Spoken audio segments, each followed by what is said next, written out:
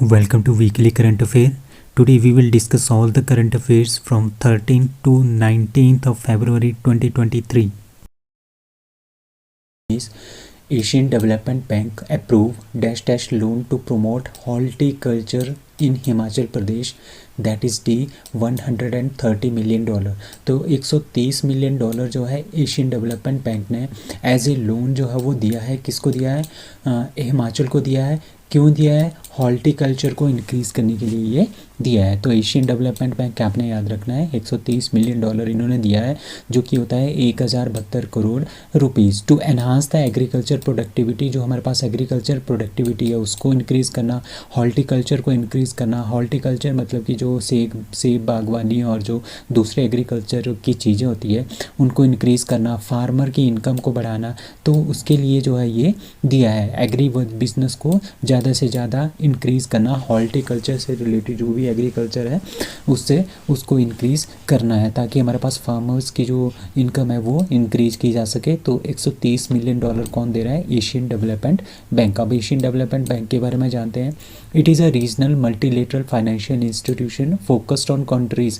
ठीक है, कहाँ की कंट्रीज़ को फोकस करता है? एशिया एंड पैसिफिक रीजन की।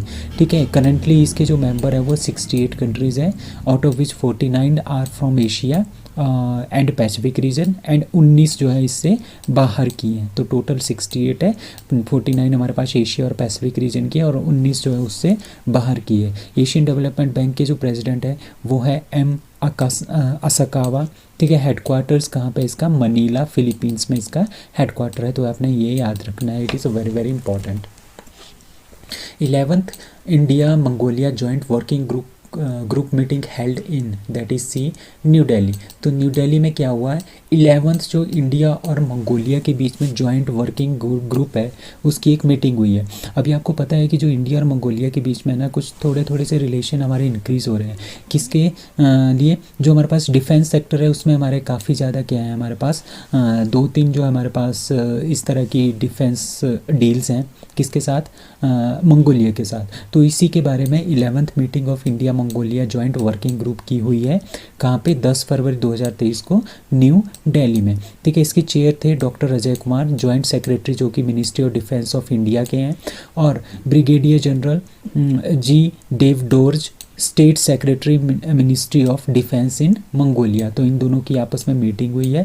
इस मीटिंग के चलते यहाँ पे क्या हुआ, जो दोनों कंट्रीज़ हैं आपस में जो इनके बायलैटरल डिफेंस कॉरपोरेशन है ना, काफ़ी टाइमों से चल रहे हैं, उसको देखना, उसको नोटिफाई करना, उसको आइडेंटिफाई करना कि उसमें क्या क्या कमियाँ हैं, उसको फर्दर एनहांस करना, एक दूसरे के साथ डिफेंस कॉरपोरेशन को इंक्रीज़ करना। तो ये सारी की सारी बातें जो है इस मीटिंग में हुई है। अब मंगोलिया के बारे में जानते हैं। Mongolia is a north central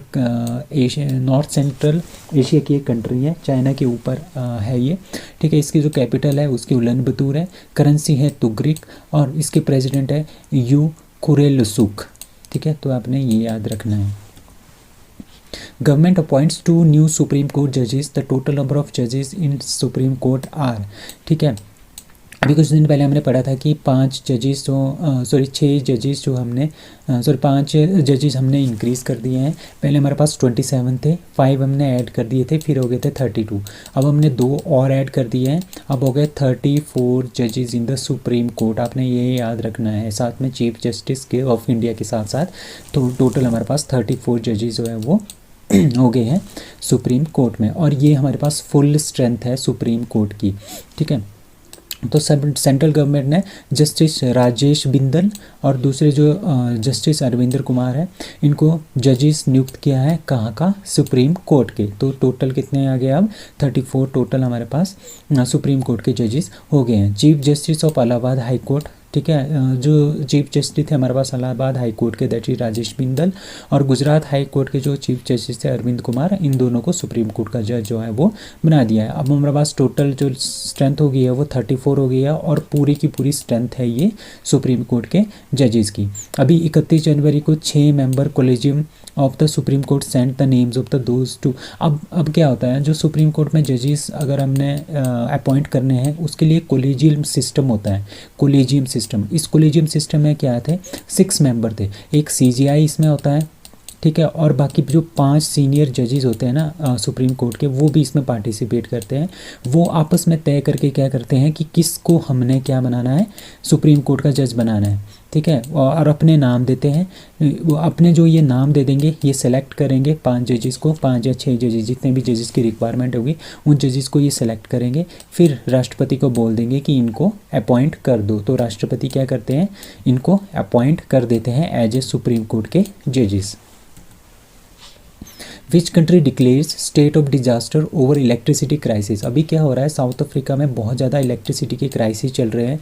ये क्राइसिस जो है 2008 से चल रहे हैं, ठीक है। तो इसी क्राइसिस के चलते कुछ टाइम वहाँ पे क्या हुआ था, कुछ दिनों में वहाँ पे ब्लैकआउट्स भी हो गए हैं। पूरे पूरे दिन तक हमारे पास ब्लैकआउट्स चल रहे हैं, कहाँ पे, आपके साउथ अफ्रीका में। तो state of disaster over electricity crisis, क्योंकि इलेक्ट्रिसिटी वहाँ पे कम है, इसीलिए स्टेट ऑफ डिजास्टर जो है वो घोषणा की है किसने, साउथ अफ्रीका के जो प्रेसिडेंट है, ठीक है, उन्होंने ये घोषणा की है, ठीक है। 2008 से जो है यहाँ पे बहुत ज़्यादा इलेक्ट्रिसिटी की शॉर्टेज हो रही है। यहाँ पे ब्लैकआउट्स भी होते हैं, डे बाय डे हमारे ब्लैकआउट्स होते हैं, कुछ आवर्स, कुछ घंटों तक के ब्लैकआउट्स होते हैं, ठीक है। तो हमारे जो एनर्जी मिनिस्टर हैं कहाँ के, साउथ अफ्रीका के, उनका नाम है जी मैंटाशे, ठीक है।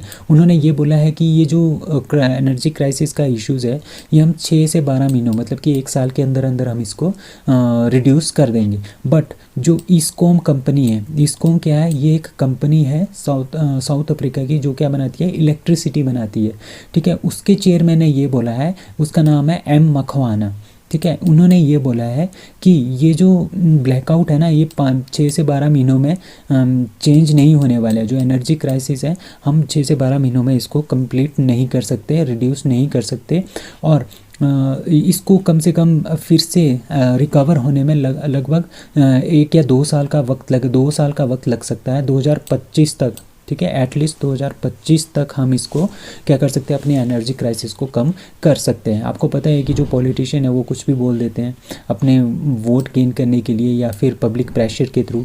जो इस्कॉन कंपनी के चेयरमैन हैं, जो ओरिजिनली काम कर रहे हैं, उनको ओरिजिनल चीज़ पता होती है कि कब तक हम इसको अपने जो एनर्जी क्राइसिस है उसको कम कर सकते हैं।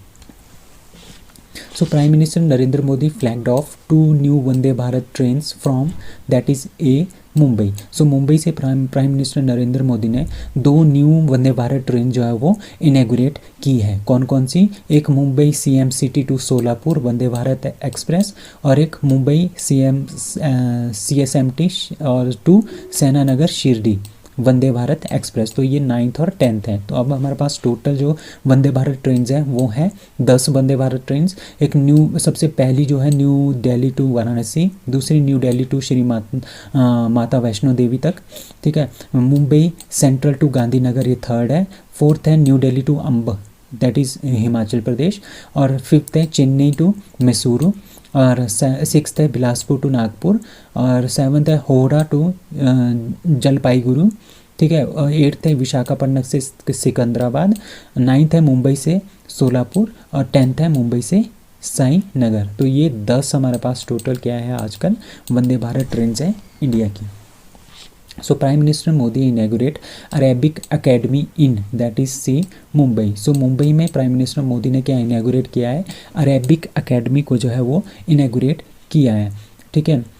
तो प्राइम मिनिस्टर नरेंद्र मोदी इनेगुरेट अल जामिया तुस सैफिया, ठीक है, ये इसका नाम है, इसका नाम है अरेबिक एकेडमी है ये, ठीक है। कौन सी कम्युनिटी के, जो दाऊदी बोहरा कम्युनिटी है, ये एक तरह की मुस्लिम कम्युनिटी होती है, ठीक है, उनका नाम है दाऊदी बोहरा कम्युनिटी। इन कम्युनिटी के लिए जो है इन्होंने अल जामियातुस सैफिया अरेबिक एकेडमी जो है वो कहाँ पे खोली है, मुंबई में खोली है, ठीक है। जो प्राइम मिनिस्टर है नरेंद्र मोदी जी, ठीक है, वो भी वहाँ पे प्रेजेंट थे। उसके साथ वहाँ पे हॉलीनेस सैयदा मुफद्दल सैफुद्दीन, ठीक है, और 53rd अल-दाई अल-मुख्ताफ head of the global Dawoodi Bohra community, ठीक है। जो 53rd हेड है ग्लोबल दाऊदी बोहरा कम्युनिटी के, दैट इज़ अल-दाई अल-मुतलक, ठीक है, ये भी यहाँ पे प्रेजेंट थे, और नरेंद्र मोदी जी भी यहाँ पे प्रेजेंट थे, और चीफ मिनिस्टर महाराष्ट्र के थे, chief minister of Maharashtra and deputy chief minister of Maharashtra, वो दोनों भी वहाँ पे मौजूद थे। तो वो उन्होंने क्या किया है, ये अरेबिक एकेडमी, तो इस तरह की जो कम्युनिटी है, इस तरह की जो अरेबिक एकेडमी है, इन्होंने मुंबई में ओपन की है। कौन सी कम्युनिटी के लिए? दाऊदी बोहरा कम्युनिटी के लिए। Who becomes first Indian skipper to record hundreds in all 3 formats. अब हमारे पास 3 फॉर्मेट होते हैं, टेस्ट, ओडीआई, ठीक है, और T20, ठीक है। तो तीनों में शतक लगाने वाले, 100 लगाने वाले इंडिया के पहले कैप्टन कौन बने हैं? दैट इज़ रोहित शर्मा, ठीक है। रोहित शर्मा ने क्या किया है, अपने कैरियर की 9th सेंचुरी जो है वो स्कोर की है। किसके साथ? ऑस्ट्रेलिया के साथ, जो अभी जो नागपुर में जो टेस्ट हो रहा था उसमें, ठीक है। अभी रोहित शर्मा जो है पूरे वर्ल्ड में चौथे ऐसे कैप्टन बने हैं जिसने तीनों फॉर्मेट में जो है सेंचुरी स्कोर की है। तो सबसे पहले थे तिलक रत्न दिलशान, जो कि कैप्टन भी थे, और उन्होंने तीनों फॉर्मेट में क्या किया था, सेंचुरी लगाई थी। दूसरे नंबर पे थे फैफ डु प्लेसिस, तीसरे पे बाबर आजम पाकिस्तान के कैप्टन, और चौथे रोहित शर्मा जो कि इंडिया के कैप्टन हैं। Who becomes the fastest Indian to pick up 450 test wickets? That is B Ravichandran Ashwin. तो रविचंद्रन अश्विन जो है हमारे पास 450 टेस्ट विकेट जो है वो लेने वाले पहले फास्टेस्ट इंडियन बने हैं, ठीक है। तो सबसे ज़्यादा जो विकेट्स हैं इन टेस्ट इंटरनेशनल क्रिकेट, वो मैंने यहाँ पे लिस्ट लगाई है। लाइक सबसे ज़्यादा जो टेस्ट क्रिकेट की विकेट्स हैं वो है मुथैया मुरलीधरन के पास, श्रीलंका के हैं, उनकी 800 विकेट है 133 मैच में। उसके बाद है शेन वॉर्न, उसके बाद है जेम्स एंडरसन, और चौथे नंबर पे अनिल कुंबले, ठीक है। तो ये इंडिया के हैं, इनके 619 विकेट है इन टेस्ट क्रिकेट। उसके बाद Stuart Broad, Glenn McGrath, Courtney Walsh, Nathan Lyon, और उसके बाद है रविचंद्रन अश्विन, जिन्होंने 452 विकेट्स जो है वो अब तक ले लिया है ओनली 89 मैचेस में। और उसके बाद है डेल स्टेन, उन्होंने जो है 439 विकेट्स लिए हैं 93 मैचेस में। तो इंडिया के जो सबसे फास्टेस्ट इंडियन बने हैं जिन्होंने 450 विकेट लिए हैं, उनका नाम है Ravichandran Ashwin. Who has been appointed as the governor of Maharashtra? तो महाराष्ट्र के नए गवर्नर जो है किसको नियुक्त किया गया है? दैट इज़ बी रमेश बाइस जी को, ठीक है। रमेश बाइस जी महाराष्ट्र के नए गवर्नर जो है वो चूज़ किए गए हैं। अब ये भी क्या हुआ है, जो हमारी प्रेसिडेंट है इंडिया की द्रौपदी मुर्मू, उन्होंने 13 न्यू गवर्नर्स को जो है वो अपॉइंट किया है, ठीक है। जो भगत सिंह कोश्यारी है उसको क्या बनाया है, जो भगत सिंह कोश्यारी है उन्होंने क्या दिया है, उन्होंने रेजिग्नेशन दिया है from the governor of Maharashtra से, and Radha Krishnan Mathur as lieutenant governor of Ladakh. तो इन दोनों ने क्या दिया है, इन दोनों ने रिज़ाइन कर दिया है, इनके जगह पे नए लेफ्टिनेंट गवर्नर और गवर्नर जो है वो आ गए हैं, ठीक है। रिलेटेड कॉन्स्टिट्यूशन आर्टिकल, तो गवर्नर से रिलेटेड हमारे पास जो कॉन्स्टिट्यूशन आर्टिकल्स हैं उसमें से हैं 153 से लेके 163 तक कुछ ना कुछ गवर्नर से रिलेटेड जो है चीज़ें बताई गई हैं। सो इंडियन कॉन्स्टिट्यूशन का आर्टिकल 153 बोलता है कि वहाँ पे एक गवर्नर होना चाहिए किसी भी स्टेट का, जो भी स्टेट है उनका एक गवर्नर होना चाहिए। आर्टिकल 154 बोलता है executive power of the state, जितनी भी हमारे पास पावर होगी एग्जीक्यूटिव स्टेट की, वो सारी की सारी गवर्नर के पास होगी। एंड आर्टिकल 155 बोलता है अपॉइंटमेंट ऑफ गवर्नर, मतलब कि गवर्नर को कौन अपॉइंट करेगा, कौन अपॉइंट करेगा, दैट इज़ राष्ट्रपति अपॉइंट करता है। Article number 156 terms of office of governor कितने साल तक रहेगा, क्या क्या टर्म्स होंगी, ठीक है।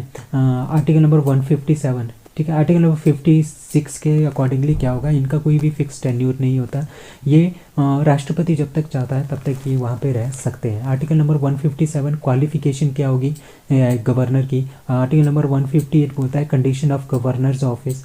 आर्टिकल नंबर 159 बोलता है ओथ एंड अफर्मेशन कौन करेगा गवर्नर की।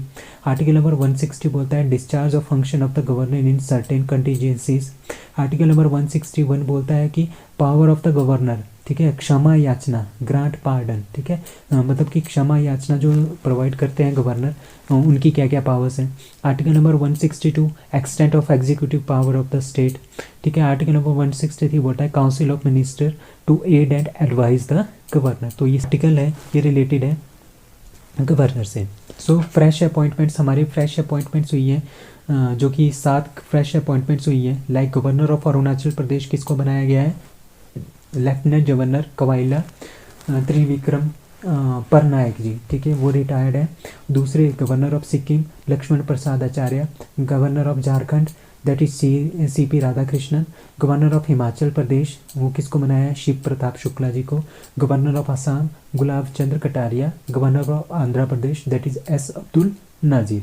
अब change of state of some governor, मतलब कि एक स्टेट से दूसरी स्टेट जो है गवर्नर को दी गई है। Like governor of Andhra Pradesh जो थे उनको बनाया गया है governor of Chhattisgarh that is Biswabhusan Harichandan. ठीक है, गवर्नर ऑफ छत्तीसगढ़ के तो थे, उनको अपॉइंट किया गया है governor of Manipur that is Anusuiya Uikey. Governor of जो मणिपुर थे उनको बनाया गया governor of Nagaland that is La Ganesan. Governor of Bihar, ठीक है, जो थे उनको बनाया गया है governor of Meghalaya that is Phagu Chauhan. Governor of जो हिमाचल प्रदेश थे उनको बनाया है governor of Bihar that is Rajendra Vishwanath Arlekar. Governor of जो अरुणाचल प्रदेश थे उनको बनाया है lieutenant governor of Ladakh that is brigadier doctor B D Mishra जो कि रिटायर्ड है। गवर्नर ऑफ झारखंड को बनाया गया है governor of Maharashtra that is Ramesh बाइस जी। खेलो India youth games 2022 which state finishes in the first position. आपको पता है कि अभी खेलो इंडिया यूथ गेम्स जो है वो स्टार्ट हो गई थी, वो कहाँ पे हुई थी? होस्ट स्टेट कौन सी थी? That is Madhya Pradesh. और ये 5th एडिशन था खेलो इंडिया यूथ गेम्स का 2022 में। ठीक है, फर्स्ट टाइम जो है इसमें 3 गेम्स जो है वो इंट्रोड्यूस की गई that is kayaking, canoeing and canoe slalom fencing. ठीक है, तो ये जो गेम्स थी, तो ये जितने भी गेम्स, ये 3 गेम्स थे, इनको क्या बनाया गया? पहली बार इनको वाटर स्पोर्ट्स जो है इनको इंक्लूड किया गया है। इसमें खेलो इंडिया यूथ गेम्स 2022 में सबसे पहले नंबर पे आया है महाराष्ट्र। ठीक है, मेडल टैली में उन्होंने 161 मेडल जीते हैं, इंक्लूडिंग इसमें 56 गोल्ड है।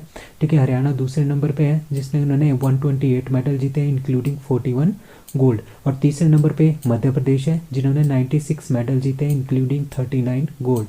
ठीक है, अब विनर लिस्ट की बात करते हैं। अब 2018 से लेके 2022 तक इसके 5 एडिशन हुए हैं। 2018 में जो पहला एडिशन हुआ था खेलो इंडिया यूथ गेम्स का, वो न्यू दिल्ली में हुआ था, विनर थे हरियाणा, रनर अप महाराष्ट्र। 2019 पुणे में हुआ था, winner Maharashtra, runner up Haryana. 2020 में गुवाहाटी में हुआ था, winner Maharashtra, runner up Haryana. और उसके बाद 2021 में पंचकुला में हुआ था, ये विनर इसमें हरियाणा था और रनर अप महाराष्ट्र। और अभी 2022 में हुआ है मध्य प्रदेश में, इसमें जो विनर थे वो थे महाराष्ट्र और रनर अप कौन रहे हैं इस बार? हरियाणा। सो राष्ट्रीय Sanskriti Mahotsav 2023 begins in that is D Mumbai. So Mumbai में राष्ट्रीय संस्कृति महोत्सव 2023 है उसका आयोजन किया गया है। ठीक है, सो भगत सिंह कोश्यारी जो कि गवर्नर थे, ठीक है, उसकी जगह पे अब रमेश बाइस जी आ गए हैं। 11 फरवरी को उन्होंने इसका इनॉग्रेशन किया था। दैट इज राष्ट्रीय संस्कृति महोत्सव 2023 कहाँ पे? आज़ाद मैदान चर्च गेट मुंबई में इसका आयोजन किया गया। ठीक है, द फेस्टिवल हैज़ बीन, किसने इसको ऑर्गेनाइज किया इस फेस्टिवल को? That is ministry of culture. 11 फरवरी से 19 फरवरी तक हुआ है। क्यों हुआ है, क्यों इसका किया गया है? To promote the national unity, हमारी जो नेशनल यूनिटी है उसको प्रमोट करने के लिए, हमारी जो नेशनल इंटीग्रिटी है उसको, नेशनल जो यूनिटी एंड इंटीग्रिटी है उसको प्रमोट करने के लिए, किसके थ्रू? कल्चरल एक्सचेंज के थ्रू। मतलब कि एक स्टेट का कल्चर अलग होता है दूसरी स्टेट से, तो हम क्या करेंगे, सारी की सारी स्टेट एक जगह पे इकट्ठे होगी, अपना कल्चर शो करेंगे। इस तरह से हमारा क्या होगी? नेशनल यूनिटी और इंटीग्रिटी जो है वो इंक्रीज होगी। द राष्ट्रीय संस्कृति महोत्सव कन्वेज द मैसेज। ठीक है, इसका जो मैसेज है वो है एक भारत श्रेष्ठ भारत, इसका मैसेज है। तो इसमें पार्टिसिपेट करेंगे हमारे 1000 से ज़्यादा आर्टिस्ट जो इसमें पार्टिसिपेट करेंगे। और इस प्रोग्राम में 350 से ज़्यादा फोक एंड ट्राइबल आर्टिस्ट आएंगे पूरे के पूरे इंडिया से, जो कि अपने अपने आर्ट्स शो करेंगे, अपना अपना लोकल फोक प्रोड्यूस करेंगे। ठीक है, इसमें ट्रांसजेंडर भी होंगे, डिफरेंटली एबल्ड आर्टिस्ट भी होंगे, रिनोड क्लासिकल आर्टिस्ट भी होंगे, मतलब कि पुराने ज़माने के जो आर्टिस्ट हैं वो भी होंगे, as well as renowned star artist जो आजकल के न्यू आर्टिस्ट हैं वो भी वहाँ पे होंगे। तो ये सारे के सारे इकट्ठे होंगे और अपना फोक जो है लोगों को सुनाएंगे, ताकि हमें पूरी की पूरी स्टेट और पूरे के पूरे इंडिया के बारे में पता चले कि कहाँ पे कौन सा किस तरह का हमारे पास कल्चर चलता है। ठीक है, on April 14 on special tourist that is Baba Saheb Ambedkar circuit train will be inaugurated. ठीक है, 14 अप्रैल को क्या होगा, जो हमारे पास बाबा साहेब सर्किट की जो ट्रेन है वो भी इनैगोरेट की जाएगी। ठीक है, तो राष्ट्रीय संस्कृत महोत्सव 2023 कहाँ पे लॉन्च हुआ था? दैट इज़ मुंबई महाराष्ट्र में जो है ये स्टार्ट हुआ है। कब से कब तक? 11 फरवरी से 19 फरवरी तक ये चलेगा। Who wins Hyderabad E prix. That is B Jean Eric Vergne. ठीक है, जेन एरिक वेर्गने ने क्या जीता है, हैदराबाद में जो ई प्रिक्स हुई है। ठीक है, ये क्या होती है, ये एक तरह की रेस होती है।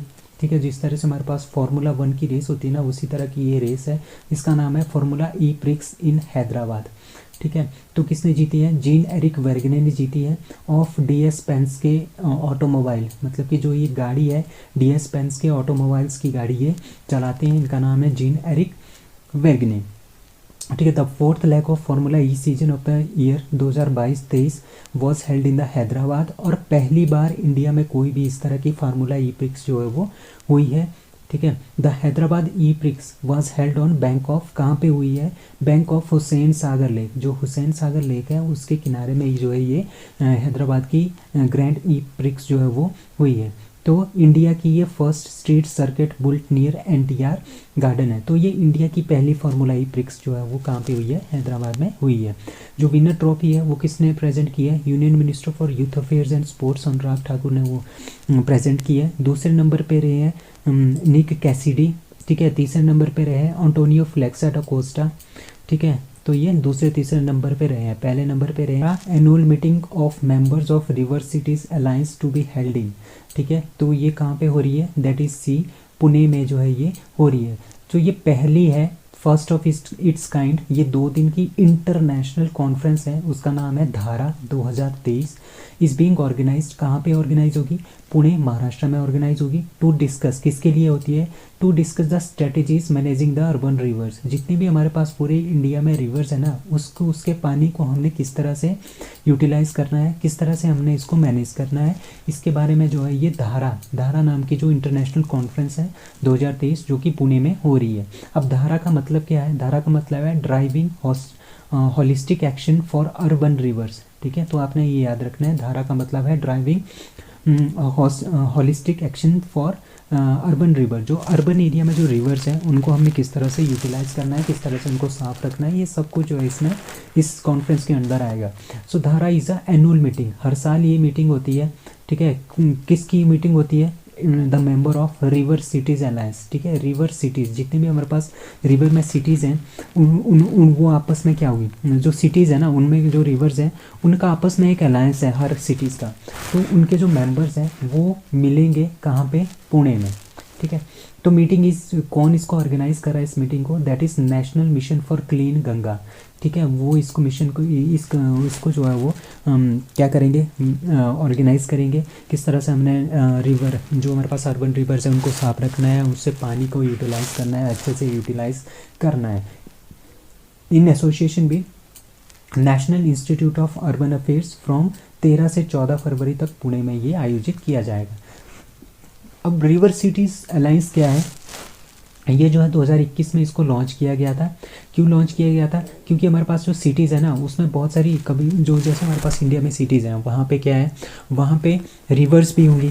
ठीक है, उन रिवर्स के पानी को हमने किस तरह से उसको यूज़ करना है, किस तरह से एक्सचेंज करना है, तो सभी सिटीज़ में ये बना है। ठीक है, that is river cities alliance. तो इन सभी के जो मेंबर है, पूरे ऑल इंडिया के मेंबर्स वो आएंगे, वो मीट करेंगे पुणे में। It was started with 30 cities in 2021। तो 2021 में 30 इसके मेंबर थे। अब इसके 95 सिटीज़ इसकी मेंबर्स हैं। ठीक है, पूरे के पूरे इंडिया में। तो वो सारे मेंबर्स मिलेंगे कहाँ पे, पुणे में, और क्या करेंगे, धारा इंटरनेशनल कॉन्फ्रेंस जो है वो आयोजित करेंगे। ठीक है, it is formed by the successful partnership of 2 ministries, that is ministry of Jal Shakti and ministry of housing and urban affairs. So national women's day and world radio day is celebrated on. ठीक है, तो आपने इसका नाम याद रखना है, that is 13 फरवरी। तो 13 फरवरी को हम क्या मनाते हैं, नेशनल वुमेन डे, इंडिया का वुमेन डे, और वर्ल्ड रेडियो डे। ठीक है, ये दोनों हम मनाते हैं 13 फरवरी को। ठीक है, तो नेशनल वुमेन डे क्यों मनाते हैं, क्योंकि इस दिन जो है, जो बर्थडे है किसका है, सरोजनी नायडू जी का बर्थडे है। उनको नाइटिंगेल ऑफ इंडिया भी बोलते हैं।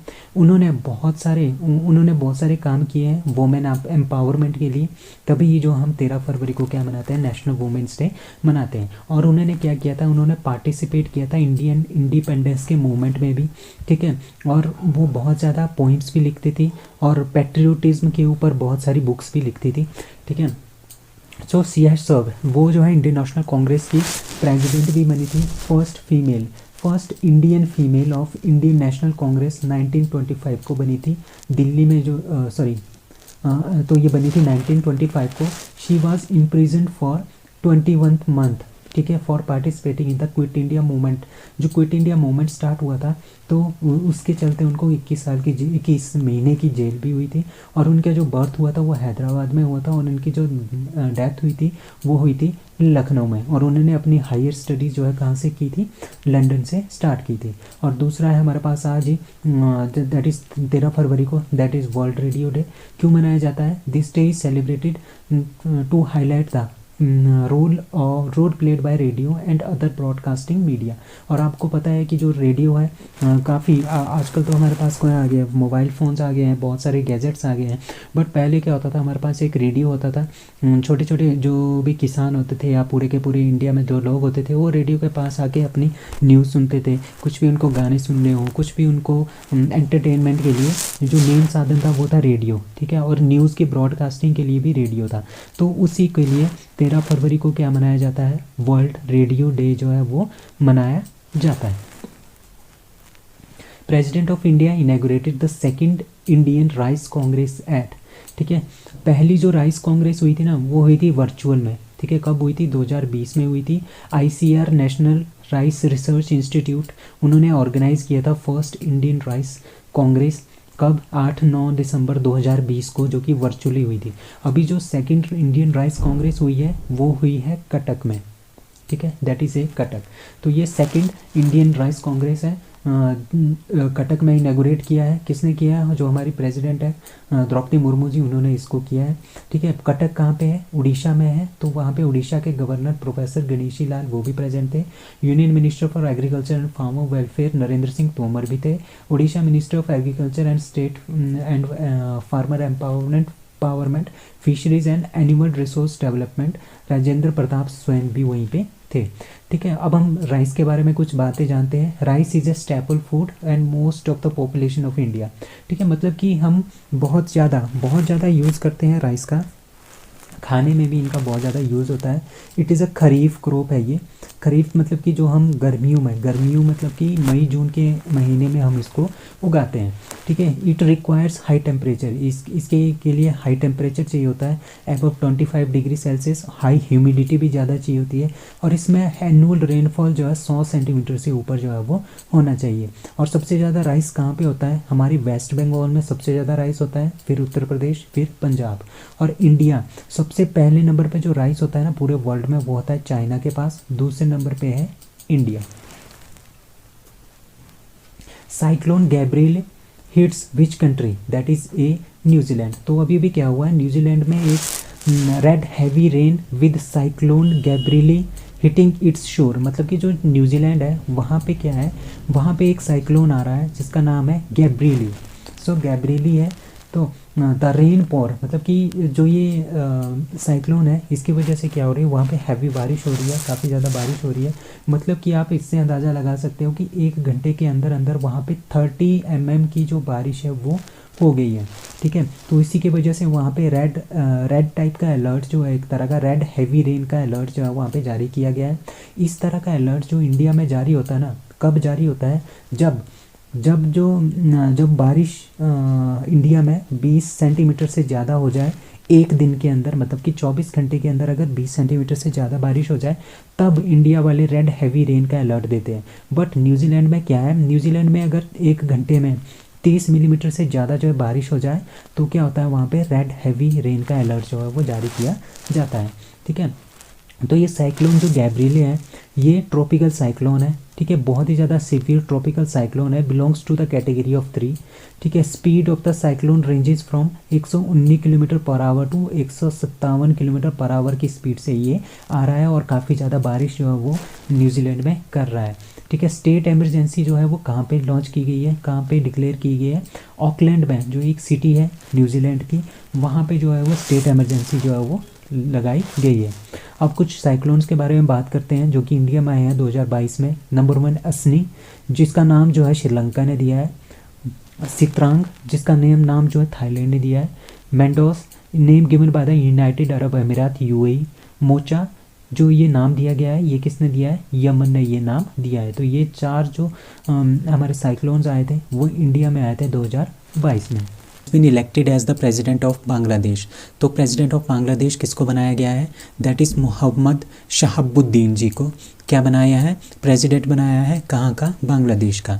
तो वहाँ का जो इलेक्शन कमीशन है, जैसे इलेक्शन कमीशन ऑफ इंडिया ना वैसा ही इलेक्शन कमीशन ऑफ बांग्लादेश है। उन्होंने 30 फरवरी को मोहम्मद शहाबुद्दीन को बोला है कि एक नोटिफिकेशन जारी की है कि he will be the president of Bangladesh. ठीक है, he will be the president, next president of Bangladesh, और 22वें प्रेसिडेंट के रूप में ये शपथ लेंगे कुछ दिनों बाद।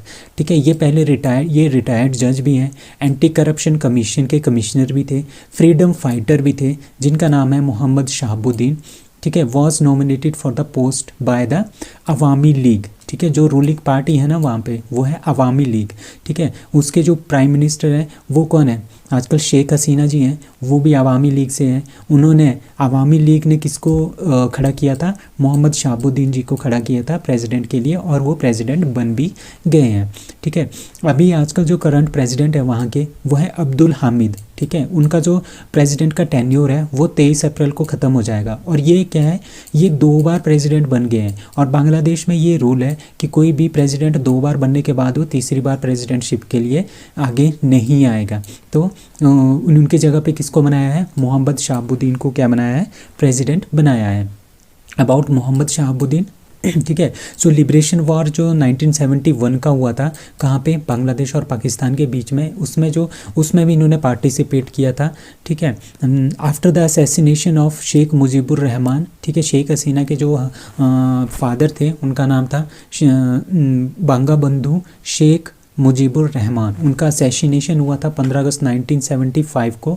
Along with most of his family members he was imprison for the several years. मतलब कि जो उनकी फैमिली थी मुजीबुर रहमान, उनके साथ उनको भी क्या किया था, इम्प्रिजन किया था काफ़ी सालों तक। ठीक है, तो पीपल रिपब्लिक ऑफ बांग्लादेश, जो कि बांग्लादेश देश है, वहाँ की कैपिटल है ढाका, प्राइम मिनिस्टर है शेख हसीना। ठीक है, प्रेसिडेंट कौन है, अब्दुल हामिद अभी है, और नेक्स्ट कब हो गए, वो शपथ लेने के बाद वो प्रेसिडेंट बनेंगे, दैट इज़ मोहम्मद शहाबुद्दीन, और उनकी करेंसी क्या है, taka. So prime minister Narendra Modi inaugurated Asia's biggest air show Aero India 2023 in that is B Bengaluru. तो ये 14वां एडिशन है एरो इंडिया 2023 का, जो कि बेंगलुरु में स्टार्ट हुआ था। ठीक है, ये ऑर्गेनाइज किसने किया था, India department of defence production. India का जो डिपार्टमेंट है ना डिफेंस प्रोडक्शन, मतलब कि जो डिफेंस के इक्विपमेंट्स बनाता है। ठीक है, तो Indian department of defence production, उन्होंने 13 से 17 फरवरी तक जो है ये एरो शो जो है, एरो इंडिया 2023 जो है वो ऑर्गेनाइज किया है। कहाँ पे, यलेहंका एयरफोर्स स्टेशन, जो कि बेंगलुरु कर्नाटका में है। इस बार की थीम क्या है, इस बार की थीम है the runway to a billion opportunities. ठीक है, और इसका ऑब्जेक्टिव क्या है, अभी क्या है, हम क्या बना रहे हैं, हम इंडिजीनियसली, मतलब कि इंडिया अपने आप से बहुत सारे तेजस विमान बना रहा है, बहुत सारे विमान बना रहा है, बहुत सारे डिफेंस इक्विपमेंट्स बना रहा है। उन इक्विपमेंट्स को लोगों को दिखाना और कंट्रीज़ को दिखाना, ताकि जो और कंट्रीज़ है ना वो ज़्यादा से ज़्यादा हमारे इक्विपमेंट्स को देखें। ठीक है, डिफेंस इक्विपमेंट्स को देखें और उनको परचेज़ करने के लिए इंडिया को अप्रोच करें। तो इसी के लिए यही इसका मेन ऑब्जेक्टिव है, to promote the indigenous production and export aerial platform and attracts the foreign investment. मतलब कि बाहर से जो लोग आएंगे उनको अपना प्रोडक्ट दिखाना है हमने, कि ये हमारे पास प्रोडक्ट है, हमने खुद बनाया है, ये इसकी टेक्नोलॉजी है, ये इसकी खूबियाँ हैं। तो इस हिसाब से क्या होगा, बाहर वाले देश उसको खरीदने के लिए क्या करेंगे, इन्वेस्टमेंट करेंगे। और 98 कंट्रीज़ इसमें पार्टिसिपेट कर रही है, जिसमें हमने एक्सपेक्ट किया है कि 75,000 करोड़ की हमारे पास क्या आ जाएंगी, MOU जो है वो आएंगी। सो हम किस किस की प्रमोशन कर रहे हैं, जैसे हमने लाइट कॉम्पैक्ट एयरक्राफ्ट बनाया है तेजस, इंडिया ने खुद बनाया है इसको, उसकी प्रमोशन करेंगे। STT-40 की, ड्रोनियर लाइट वेव यूटिलिटी हेलीकॉप्टर की, लाइट कॉम्पैक्ट हेलीकॉप्टर की, एडवांस लाइट हेलीकॉप्टर, तो इन सब की क्या करेंगे, हम एक प्रदर्शनी करेंगे ताकि हम और देशों को दिखा सकें हमारे पास इस तरह के प्रोडक्ट्स भी हैं। तो ये एशिया का सबसे बड़ा एयर शो है एरो इंडिया 2023, जो कि बेंगलुरु में स्टार्ट हुआ है। So digital economy working group meeting G20 to be held in, आपको पता है कि G20 का प्रेसिडेंट आजकल कौन है, इंडिया है। तो G20 की जितनी भी मीटिंग्स होगी ना पूरे के पूरे साल 2023 में, वो सारी की सारी जो मीटिंग्स होगी वो होगी इंडिया में, ठीक है। तो इसका है डिजिटल इकोनॉमी वर्किंग ग्रुप की मीटिंग जो है वो कहाँ पे हो रही है, दैट इज़ लखनऊ उत्तर प्रदेश में होगी, ठीक है। As a part of G20 chairmanship का एक ये पार्ट है, ठीक है। Ministry of electronics and information technology इसको ऑर्गेनाइज कर रहा है। ये first digital economy working group की मीटिंग है, कहाँ पे हो रही है, लखनऊ में हो रही है 13 से लेकर 15 फरवरी तक, ठीक है। इसमें जो हमारे पास 3 मेन एरियाज़ हैं जिसके ऊपर बातचीत हो रही होगी, ठीक है। जो ये 20 कंट्रीज़ है ना, ये 3 मेन एरिया के ऊपर बात करेगी। सबसे पहले digital public infrastructures like UPI, UIDI, दीक्षा, कोविन, ई संजीवनी, इस तरह के जितने भी ऐप्स हैं, इस तरह के जो ऐप्स हैं इनको हम तैयार कर सकें ताकि हम इनका ज़्यादा से ज़्यादा यूटिलाइज़ कर सकें और लोगों को ज़्यादा से ज़्यादा इसके थ्रू क्या कर सकें, अपनी सर्विस प्रोवाइड कर सके। तो कोविड एरिया में हमने ये सारे के सारे ऐप्स को क्या किया था, बहुत ज़्यादा कमर्शियलाइज़ किया था ताकि ज़्यादा से ज़्यादा लोग इसका बेनिफिट जो है वो उठा सके, ठीक है, डिजिटलाइजेशन से जुड़ सके। तो दूसरा क्या है, साइबर सिक्योरिटी। अब हम पूरा का पूरा इंडिया, पूरा का पूरा वर्ल्ड क्या है, इंटरनेट के साथ जुड़ा हुआ है, ठीक है। और उसमें क्या हुआ, बहुत सारे क्राइम्स भी जुड़े होते हैं, जैसे हमारे पास ऑनलाइन ठगी होती है, किसी के बैंक अकाउंट से पैसे निकाल देते हैं ऑनलाइन डिजिटलाइजेशन के थ्रू। तो वो सब चीज़ें ना हो, इस तरह के क्राइम ना हो, तो उसके लिए हमने साइबर सिक्योरिटी को इंक्रीज़ करना है, इसके बारे में भी इसमें बात होगी। थर्ड क्या है, डिजिटल स्केलिंग, मतलब कि जो लोग हैं पूरे के पूरे वर्ल्ड के जो लोग हैं और 20 कंट्रीज़ जो कि G20 की कंट्रीज़ हैं उसके जो लोग हैं वो क्या करें, वो ज़्यादा से ज़्यादा डिजिटल चीज़ों का यूज़ करें और एक सिक्योर वे में यूज़ करें, ठीक है। उसके लिए डिजिटल स्किलिंग जो है वो काफ़ी इंपॉर्टेंट है, उनको सिखाना इंपॉर्टेंट है। तो ये तीनों चीज़ें जो है G20 में क्या की गई है, इसके बारे में बातचीत हुई है। अभी G20 की जो मीटिंग्स हैं उसके बारे में मैं आपको बता रहा हूँ। Like first meeting of international financial architecture working group कहाँ पे हुआ था, चंडीगढ़ में। First G20 energy transition working group की मीटिंग बेंगलुरु में हुई थी। Y20 यूथ 20 की मीटिंग कहाँ हुई थी, गुवाहाटी आसाम में।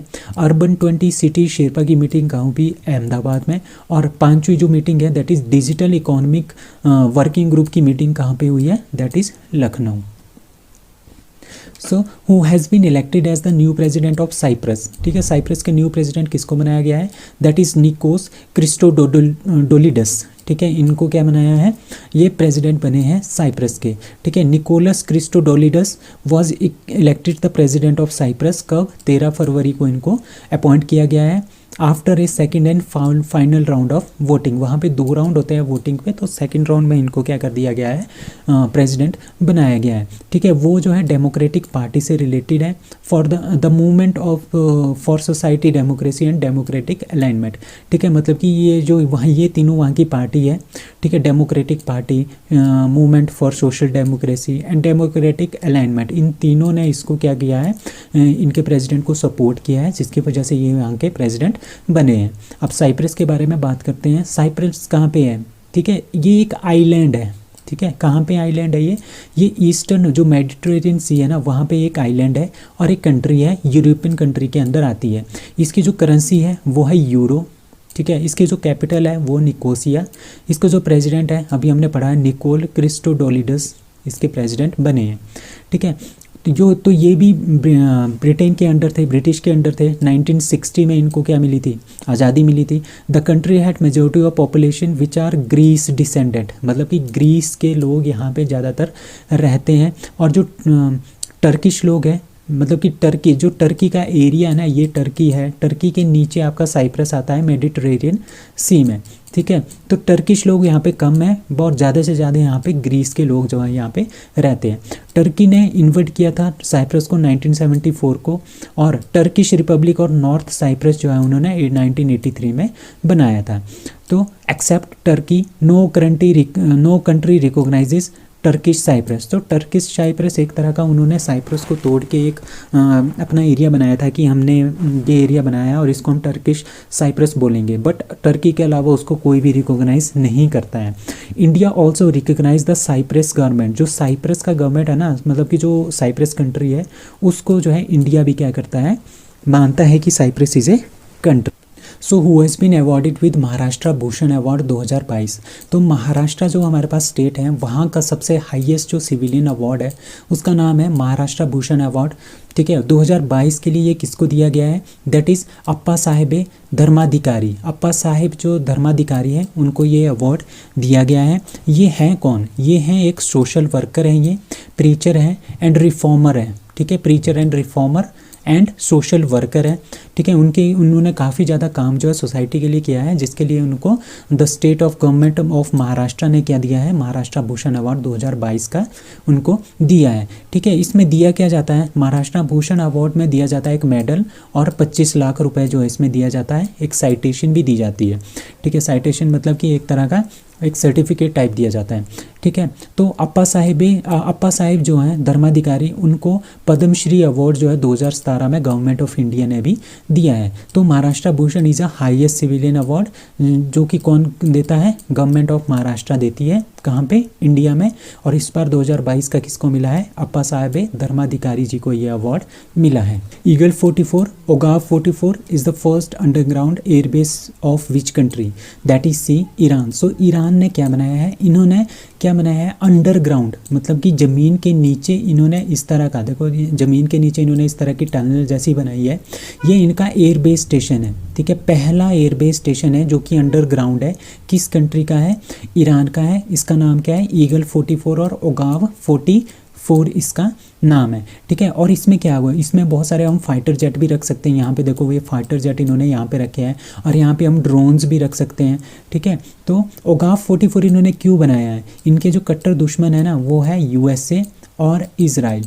ठीक है, तो वो बहुत सारी क्या करते रहते हैं, मिलिट्री ड्रिल्स वगैरह करते रहते हैं, मिलिट्री एक्सरसाइजेस वगैरह करते रहते हैं। तो उन दोनों को टैकल करने के लिए इन्होंने क्या बनाया है, इस तरह के अंडरग्राउंड जो है एयरबेस स्टेशंस बनाए हैं, जहाँ पे हमारे पास बहुत सारे जेट्स हैं, ड्रोन्स हैं, जिनके ऊपर बहुत सारी लॉन्ग रेंज क्रूज मिसाइल जो है वो आ सकती है और बहुत सारे बॉम्ब्स वगैरह भी आ सकते हैं, ताकि उनको अटैक करने में कोई भी प्रॉब्लम ना हो। तो ईगल 44 और ओगाव 44 ये फर्स्ट अंडरग्राउंड एयरबेस स्टेशन है। कौन सी कंट्री का, ईरान का। So Marburg disease outbreak has been seen in which country. So Marburg disease है ये, ठीक है, एक तरह की डिजीज़ है। जिस तरह का हमारे पास कुछ दिन पहले हमने देखा था ना कि इबोला वायरस भी आया था। ठीक है, तो इबोला वायरस की तरह ही हमारे पास एक मारबर्ग डिजीज़ है, मतलब कि ये दोनों सेम फैमिली से बिलोंग करते हैं। ठीक है, इस तरह के जो केसेस हैं वो कहाँ पे देखे गए हैं, that is Equatorial Guinea. Equatorial Guinea कहाँ पे है, आप यहाँ पे मैप पे देख सकते हैं। इक्वेटोरियल गिनी यहाँ पे है। ठीक है, गैबोन के बिल्कुल पास है, नाइजीरिया, कैमरून और रिपब्लिक ऑफ द कॉन्गो। ठीक है, वहाँ पे ये सारी की सारी कंट्रीज़ के साथ ये बॉर्डर शेयर करती है, दैट इज़ इक्वेटोरियल गिनी, और अफ्रीका की ये कंट्री है। ठीक है, तो वर्ल्ड हेल्थ ऑर्गेनाइजेशन ने क्या बोला है कि मार्बर्ग डिजीज़ आउटब्रेक जो है इक्वेटोरियल गुयाना में बहुत तेज़ी से हो रहा है। ठीक है, इसमें बहुत सारे पेशेंट्स हैं, उन जिनको क्या हो रहा है, डायरिया हो रहा है, वोमिटिंग हो रही है और उनको पेट में बहुत ज़्यादा दर्द जो है वो हो रही है। ठीक है, और जब ये बहुत ही ज़्यादा हो जाता है ना, ये वायरस बहुत ज़्यादा फैल जाता है, तो इसमें ब्लीडिंग भी आ जाती है आपके ऑर्गन्स से। ठीक है, तो इबोला रिलेटेड, ये इबोला की तरह ही इन्हीं की फैमिली का एक वायरस है। ठीक है, the spread of disease is epidemic. ठीक है, meaning the disease is wide spread, मतलब कि ये जो डिजीज़ है ये एक जगह से दूसरी जगह पे स्प्रेड होने वाली एक तरह की एक बीमारी है। तो मार्बर्ग जो वायरस है ये कहाँ से आता है, ये आता है हमारे पास चमगादड़ों से, बैट से आता है। ठीक है, जैसे किसी पर्सन को ये बीमारी हो जाती है तो उसकी स्किन के साथ अगर हम कांटेक्ट करेंगे, बॉडी फ्लूइड्स उनसे लेंगे, या ऑल्सो इन्फेक्टेड सरफेसेस, मतलब कि जो इन्फेक्टेड बंदा है वो वहाँ पे बैठा होगा और उसी टाइम कोई पर्सन वहाँ पे आके बैठ जाता है, तो उसको भी वो उस तरह की बीमारियाँ तो है वो हो सकती हैं। तो इसमें बहुत ही ज़्यादा जो है हेमोरेजिक फीवर भी हो जाता है, बहुत ज़्यादा फीवर आ जाता है इसमें। फीवर तो इसकी वजह से क्या होता है, जो फीवर होता है इसकी वजह से ऑर्गन्स, और जो ऑर्गन्स होते हैं वो अफेक्ट करते हैं और वो उनमें क्या आ जाती है, ब्लीडिंग होना शुरू हो जाती है। ठीक है, इसके सिम्टम्स क्या हैं, इसमें वोमिटिंग होती है, पेट में दर्द होती है, डायरिया होती है, ये इसके मेजर सिम्टम्स हैं। ठीक है, 2 दिन से लेके 3 वीक तक इसका इंक्यूबेशन पीरियड रह सकता है, मतलब कि इतने टाइम तक वो बंदा बीमार रह सकता है। ठीक है, इसमें बहुत ज़्यादा ब्लीडिंग भी हो सकती है, that my cause is the vomit blood. ठीक है, मतलब कि उल्टियों के साथ साथ ब्लड आ सकता है। देयर में find the blood in their gums, stool और नोज़ में भी इसमें बहुत सारा ब्लड आ सकता है। ठीक है, अभी अभी एक मारबर्ग है और इबोला वायरस है, ये दोनों सेम फैमिली से बिलोंग करते हैं, वायरस फैमिली, जिसका नाम है फिलोविरिडे फैमिली। ठीक है, Filoviridae family, that is the filo virus. तो ये एक तरह का फिलो वायरस होता है जो कि बोथ किसमें, मारबर्ग में भी होता है और इबोला में भी यही वायरस जो है वो ये पाया जाता है, जिसका नाम है filo virus. Eoin Morgan retires from all form of the cricket, he belongs to which country, that is C England. So England के जो कैप्टन थे, फॉर्मर कैप्टन, उनका नाम था ईयर मॉर्गन, जिन्होंने रिटायरमेंट ले लिया है। जितनी टाइप की भी क्रिकेट होती है, चाहे फ्रेंचाइजी क्रिकेट हो या दूसरी इंटरनेशनल क्रिकेट हो, तो सभी से इन्होंने क्या कर लिया है, एक तरह का संन्यास ले लिया है। ठीक है, तो ईयन मॉर्गन से good by two the international cricket 28 जून, मतलब कि 28 जून 2022 को उन्होंने इंटरनेशनल से संन्यास ले लिया था। बट उन्होंने अब उन्होंने क्या कर लिया है, अब इन्होंने जितनी भी फ्रेंचाइजीज क्रिकेट हैं उनसे भी इन्होंने क्या कर लिया है, रिटायरमेंट ले लिया है। ईयन मॉर्गन एकमात्र ऐसे कैप्टन हैं जिन्होंने ओडीआई वर्ल्ड कप जीता है इंग्लैंड के लिए, जो कि 2019 में उन्होंने जीता था। ठीक है, ईयन मॉर्गन ने 2458 रन बनाए हैं 115 टी20 मैचेस में, वाइल प्लेइंग 248 एडी और 248 ओडीआईस में उन्होंने 7701 रन जो है वो बनाए हैं। ईयन मॉर्गन जो कैप्टन थे इंग्लैंड के, 126 ओडीआई में और 72 टी20s में, और उन्होंने विन कितनी रजिस्टर की है, 118 विन जो उन्होंने रजिस्टर की है। ठीक है, apart from this he scored 700 runs in 16 test matches. ठीक है, तो ये इनका जन्म कहाँ पे हुआ था, इनका जन्म हुआ था डबलिन में। ठीक है, और इनका डेब्यूट हुआ था 2016 में, जब ये 16 साल के थे। अगेंस्ट आयरलैंड इन्होंने क्या किया, अपना डेब्यू मैच खेला है। Which country is going to send its first female astronaut to space this year. ठीक है, इस साल कौन सा कंट्री ऐसी है जो कि अपनी पहली फीमेल एस्ट्रोनॉट को international space centre, that is space में भेजना चाहता है। ठीक है, भेजेगा, that is Saudi Arabia. So Saudi Arabia को हम कैसा क्या मानते हैं कि वहाँ पे फीमेल्स को ज़्यादा राइट नहीं दिए जाते हैं, उनको बाहर निकलने की इतनी ज़्यादा छूट भी नहीं होती है। ठीक है, तो सऊदी अरेबिया क्या कर रहा है कि अपनी जो फीमेल एस्ट्रोनॉट्स हैं उनको कहाँ पे लेके जा रहा है, ISS में लेके जा रहा है, that is international space centre में लेके जा रहा है। तो ये पहली फीमेल्स वगैरह होंगी, पहली बार होगा जब सऊदी अरेबिया किसी फीमेल्स को इंटरनेशनल स्पेस सेंटर भेजेगा। ठीक है, तो ये क्या करेगा, ये अल्ट्रा कंजर्वेटिव जो इमेज है, ठीक है, किसकी, ईरान की, सॉरी सऊदी अरेबिया की,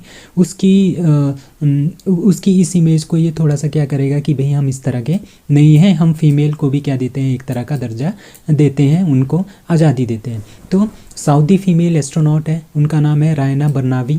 ठीक है, और सऊदी अली अल कारनी। ठीक है, ये दोनों कहाँ पे जाएंगी, ये जाएंगी इंटरनेशनल स्पेस सेंटर में। और इनके साथ कौन कौन होगी, 4 होंगी ये, एक रायना, एक सऊदी अली अल करनी और अमीराती सुल्तान अन नायदी। तो ये 4 फीमेल्स हैं कहाँ की, सऊदी अरेबिया की, जो कि इंटरनेशनल स्पेस सेंटर जो है इस साल जाएगी। ठीक है, तो ये एक अमेरिकन कंपनी है, उनका एक मिशन है। ठीक है, कौन सी कंपनी है, उसका नाम है एक्सियोम स्पेस। ठीक है, ये प्राइवेट कंपनी है अमेरिका की, उनका एक ही मिशन है। ठीक है, जो कि स्पेस एक्स का जो ड्रैगन स्पेसक्राफ्ट है, ठीक है, वहाँ से ये उसके थ्रू ये क्या करेंगे, इंटरनेशनल स्पेस सेंटर में जाएंगी। ठीक है, तो ये जो मिशन है X2, दैट इज़ एक्सियोम 2, ये लॉन्च किया जाएगा स्पेस एक्स के फाल्कन 9 रॉकेट से। ठीक है, कहाँ से, कैनेडी स्पेस सेंटर जो फ्लोरिडा में है, अमेरिका में, वहाँ से ये जाएंगे। अब सऊदी अरेबिया के बारे में जानते हैं। यहाँ के जो किंग है उनका नाम है सलमान, कैपिटल है रियाद, करेंसी है Saudi Arabian riyal, official language है अरेबिक और रिलीजन यहाँ का क्या है, इस्लाम।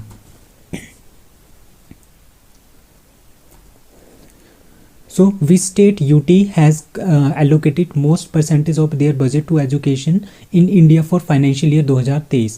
तो अभी क्या है, फरवरी का आपको पता ही है कि फरवरी महीने में हम पूरे के पूरे जो इंडियन स्टेट्स हैं और जो सेंट्रल गवर्नमेंट है वो अपना एक बजट पेश करती है। तो सभी स्टेट्स ने क्या किया है, अपना अपना बजट जो है वो पेश किया है। उसमें 2023 का जो फाइनेंशियल ईयर है, मतलब कि अप्रैल 2023 से मार्च 2024 तक का जो एरिया टाइम आता है उसको बोलते हैं फाइनेंशियल ईयर। ठीक है, उसमें जो अपना बजट है किसी भी सरकार का, किसी भी स्टेट का, उसमें एजुकेशन में सबसे ज़्यादा पैसा जो है किसने रखा है, मतलब कि जितना उनका पर्टिकुलर बजट है, अपने बजट का कुल परसेंटेज का सबसे ज़्यादा हिस्सा जो है एजुकेशन में किसने रखा है। तो इसका आंसर है ए, दिल्ली। पहले नंबर पे है दिल्ली, दूसरे पे असम, तीसरे पे हिमाचल प्रदेश, ठीक है, और चौथे नंबर पे है छत्तीसगढ़। तो दिल्ली, असम, हिमाचल प्रदेश ने कितने कितने परसेंट जो है वो एलोकेट किया है अब अपना, ठीक है। दिल्ली का जो अपना बजट है उसका 22% एजुकेशन के लिए उन्होंने रखा है, असम ने 20% रखा है, और हिमाचल प्रदेश ने 19%। जितना भी हमारे पास बजट है हिमाचल प्रदेश का, उसका 19% वो एजुकेशन में खर्च करेंगे 2023 के फाइनेंशियल ईयर में।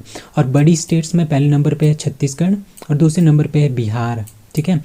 और जो स्टेट्स हैं सबसे ज़्यादा पैसा, तो ये तो बात हुई परसेंटेज के हिसाब से किसने ज़्यादा पैसा दिया है। और अब हम बात करेंगे कि पैसों के हिसाब से सबसे ज़्यादा पैसा जो है किस सरकार ने एजुकेशन के लिए रखा है। तो महाराष्ट्र ने 80,437 रुपये, दैट इज़ सबसे ज़्यादा पैसा इन्होंने रखा है। उत्तर प्रदेश ने 75,165 करोड़ रुपीस रखा है, और वेस्ट बंगाल ने 43,466 करोड़ जो है वो किसके लिए रखा है, एजुकेशन के लिए रखा है। तो ये जो फोटो है हमने यहाँ पे रखी है, ये है states that allocated most in financial year 23, ठीक है। मतलब कि अपनी जीडीपी का सबसे ज़्यादा परसेंटेज जो है उन्होंने क्या रखा है, एजुकेशन के लिए रखा है। लाइक दिल्ली पहले नंबर पे, दूसरा असम, तीसरा हिमाचल प्रदेश, चौथा छत्तीसगढ़, पांचवा बिहार। तो दिल्ली ने 21%, असम ने 20%, हिमाचल ने 19%, छत्तीसगढ़ ने 19% और बिहार ने 18% जो है अपना एजुकेशन का किस में डाला है, अपना पैसा जो अपने बजट का है वो एजुकेशन में डाला है। और जो स्टेट्स जिनमें सबसे कम एलोकेशन हुई है परसेंटेज वाइज, बजट के हिसाब से जो परसेंटेज वाइज है सबसे कम पैसा जो है वो एजुकेशन में लगाया वो है Telangana 6%, Andhra Pradesh 12%, Karnataka, Uttar Pradesh, Punjab and Tamil Nadu. The countries strict anti copying law has come into force in which state, that is B, Uttarakhand. तो उत्तराखंड ने क्या किया है, जैसे हमारे पास एंटी कॉपिंग है, एंटी कॉपिंग लॉ क्या होता है, जिस तरह से हमारे पास कोई एग्ज़ाम होते हैं, ठीक है, उसमें क्या होता है, उसमें पेपर पहले से लीक हो जाता है, उसके पीछे बहुत सारे लोग होते हैं, ठीक है। तो अगर कोई भी पर्सन इस तरह की एक्टिविटी में पाया जाता है उसको बोलते हैं हम कॉपिंग लॉ, ठीक है, एंटी कॉपिंग लॉ। मतलब कि इन सब चीज़ों को रोकने के लिए, ताकि जो पेपर है वो क्या हो, वो लीक ना हो, ठीक है, बाहर लीक ना हो। पेपर होने से पहले ही कई बार पेपर जो है लोगों के पास पहुंच जाता है, उसको बोलते हैं पेपर लीक होना, तो वो ना हो उसके लिए एंटी कॉपिंग लॉ जो है वो किसने लाया है, उत्तराखंड ने लाया है। और ये काफ़ी ज़्यादा स्ट्रिक्ट है। इसमें क्या बताया गया है, अगर कोई इस एंटी कॉपिंग लॉ में ये बताया गया है कि अगर कोई कॉपी कैट माफिया, एक गैंग होती है जो कि क्वेश्चन पेपर को कॉपी करती है और उसके बाद लोगों को बेच देती है, ठीक है, 5 लाख रुपए में, 10 लाख रुपए में, अपने हिसाब से उनको लोगों को बेच देती है। तो इस तरह के लोगों को बोलते हैं कॉपी कैट माफिया। उन लोगों को, अगर इन लोगों को पकड़ा गया तो उनको 10 करोड़ का फाइन होगा या फिर 10 साल की जेल होगी। तो ये काफ़ी ज़्यादा स्ट्रिक्ट लॉ जो है उत्तराखंड ने लाया है, ठीक है। अगर कोई पर्सन, अगर कोई स्टूडेंट ही अपना, कोई एक स्टूडेंट है वो पेपर को लीक कर देता है, तो उसको क्या किया जाएगा, उसको 10 सालों तक किसी भी एग्जामिनेशन में बैठने से रोका जाएगा।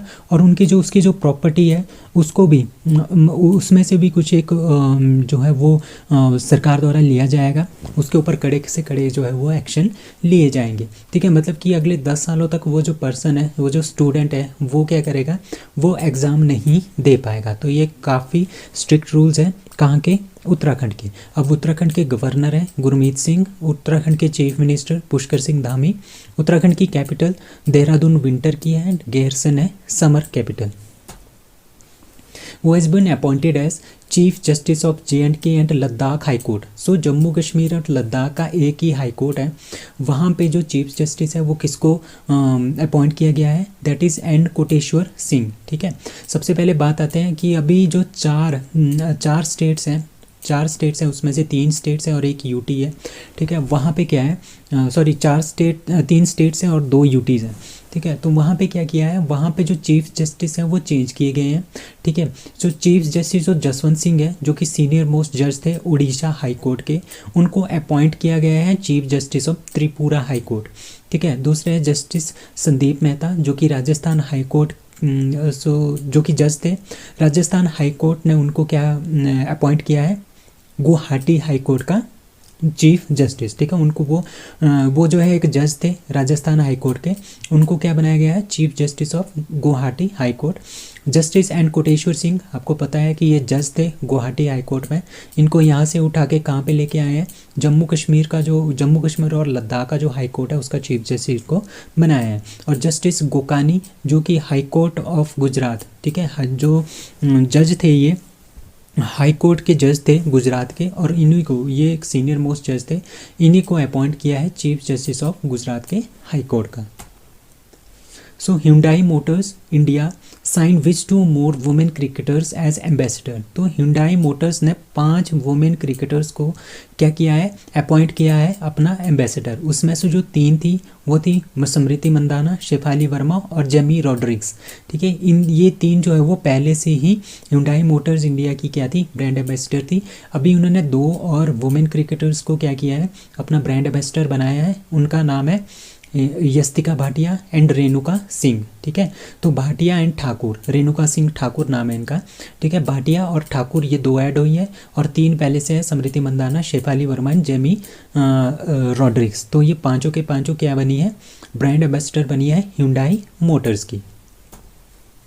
Who became most expensive player in WPL with 3.4 crore bid by RCB।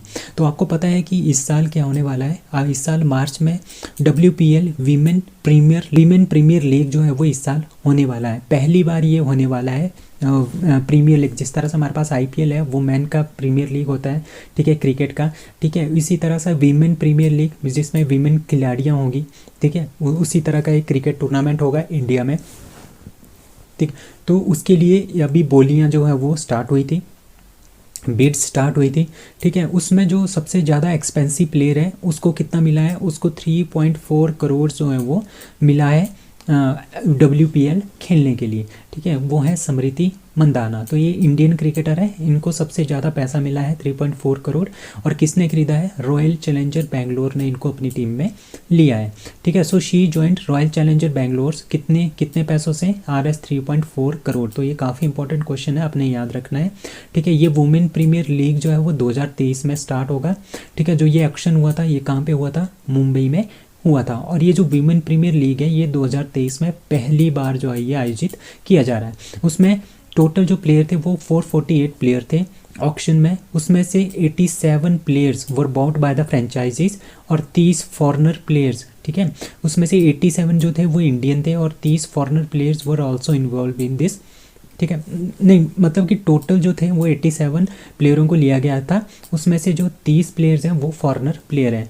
अब एशली गार्डनर जो कि ऑस्ट्रेलियन प्लेयर है, उनको दूसरे नंबर पे सबसे ज़्यादा पैसा मिला है, दैट इज़ 3.20 करोड़, ठीक है। उनको गुजरात जायंट्स ने खरीदा है। उसके बाद नेटेली सीवियर, ठीक है, नंबर 3 पे आती हैं, ठीक है। उनको मुंबई इंडियन ने खरीदा है 3.20 करोड़ में, ठीक है। और चौथे नंबर पे कौन सी आती है, दीप्ति शर्मा, जो हमारी ऑलराउंडर है दीप्ति शर्मा, नंबर 4 पे आती है। दीप्ति जो है यूपी वॉरियर्स की टीम से है, तो ये 4 टीमें बन गई है, ठीक है। यूपी वॉरियर्स की तरफ से खेलेंगी, ठीक है। कितने करोड़ में, 2.60 करोड़ में। और जो पांचवी टीम है वो है दिल्ली कैपिटल्स, और जो जेमी रॉड्रिक्स हैं उनको 5वें नंबर पे सबसे हाईएस्ट जो पैसा मिला है, दैट इज़ 2.20 करोड़, जो कि दिल्ली कैपिटल्स ने उनको अपनी टीम में शामिल किया है।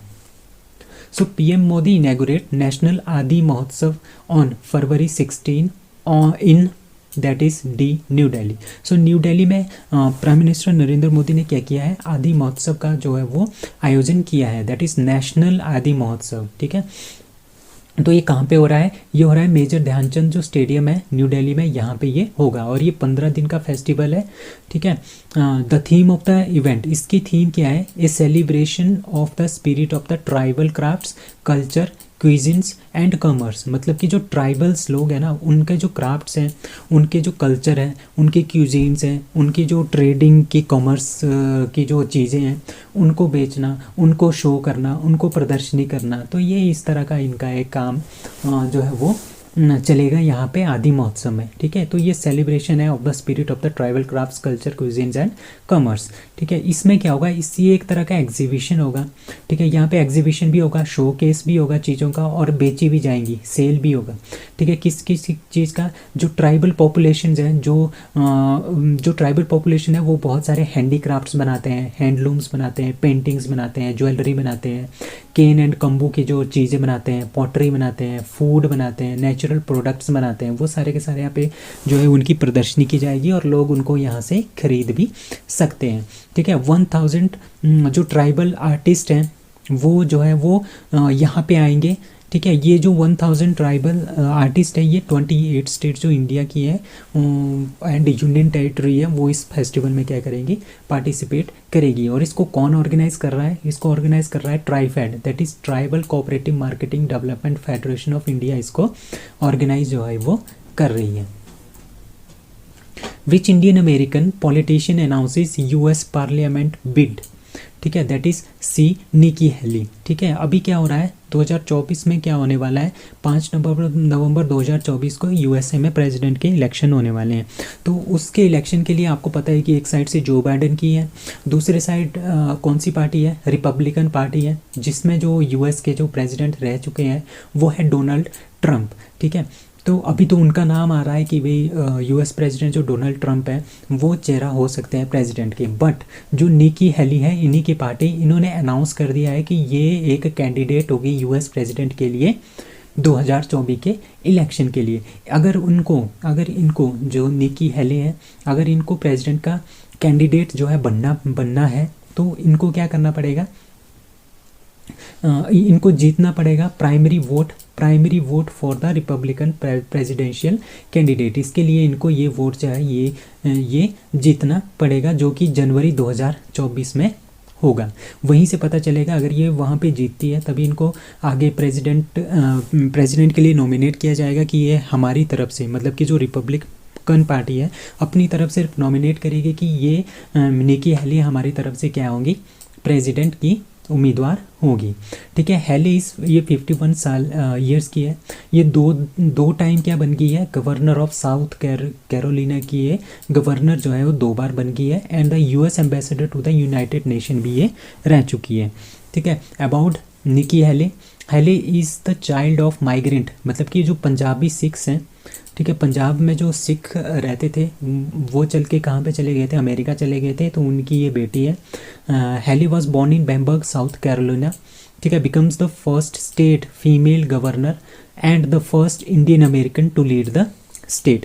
ठीक है, if she wins the republic presidential, अगर ये रिपब्लिक प्रेसिडेंशियल नॉमिनेशन का जो वोटिंग होती है 2024 में उसको जीतती है तो ये क्या बनेगी, ये पहली वुमेन बन जाएगी और पहली फर्स्ट एशियन अमेरिकन बन जाएगी प्रेसिडेंट के इलेक्शन के लिए जो नॉमिनेट होगी, या फिर प्रेसिडेंट का जो इलेक्शन जो है 2024 में होगा उसके लिए कॉम्पिटिट करेगी जो बाइडेन के साथ। Ministry of coal launched which mobile app to curb illegal mining. अब इलीगल माइनिंग क्या होती है, जिस तरह से कोई एक पर्टिकुलर एरिया है वहाँ पे सपोज करो वहाँ पे कोयला है। ठीक है, कुछ लोग ऐसे होते हैं विदाउट गवर्नमेंट की परमिशन से वहाँ पे कोयला खोदने लगते हैं, या इसी तरह के कई जगह पे पत्थर होते हैं, उन पत्थर्स को निकालने लग जाते हैं। ठीक है, इलीगली, मतलब कि गवर्नमेंट की वहाँ पे कोई भी किसी भी तरह की उनकी परमिशन नहीं होती, वो वहाँ पे क्या करने लग जाते हैं, खुदाई करने लग जाते हैं और उन चीज़ों को निकालना शुरू कर देते हैं, तो उसको बोलते हैं इलीगल माइनिंग। सो उसको रोकने के लिए मिनिस्ट्री ऑफ कोल ने एक मोबाइल ऐप लॉन्च किया है जिसका नाम है खनन प्रहरी। ठीक है, खनन प्रहरी इसका नाम है। The government of India has launch the mobile app, जिसका नाम है खनन प्रहरी। आपने नाम याद रखना है, काफ़ी इंपॉर्टेंट क्वेश्चन है। और एक वेब ऐप भी है कोल माइन सर्विलेंस के लिए, मैनेजमेंट सिस्टम के लिए। ठीक है, मतलब कि जो कोल माइंस हैं उनको देखने के लिए, जो कोल माइंस है ना उनको देखने के लिए कि वहाँ पे कोई इलीगल एक्टिविटीज़ तो नहीं हो रही। ठीक है, उसको मैनेज करने के लिए एक सिस्टम है। ठीक है, ताकि उसको अच्छे तरह से मैनेज किया जा सके, उसका नाम है CMS। ठीक है, तो एक वेब ऐप भी है और एक क्या है, एक मोबाइल ऐप भी है। ठीक है। मोबाइल ऐप का नाम है खनन प्रहरी, ठीक है। तो इस तरह का क्या होता है, जिस तरह का ये वेब ऐप है और एक क्या है हमारे पास एक मोबाइल ऐप है, तो उसके थ्रू क्या होगा, जिस तरह से सपोज करो किसी एक पर्टिकुलर एरिया में इलीगल माइनिंग हो रही है, तो वहाँ पे कोई भी पर्सन, कोई भी सिटीजन क्या कर सकता है, इस ऐप पे जा सकता है, वहाँ पे क्या कर सकता है, इलीगल जो माइनिंग हो रही है उसके बारे में कंप्लेंट जो है वो डाल सकता है मोबाइल ऐप खनन प्रहरी के अंदर।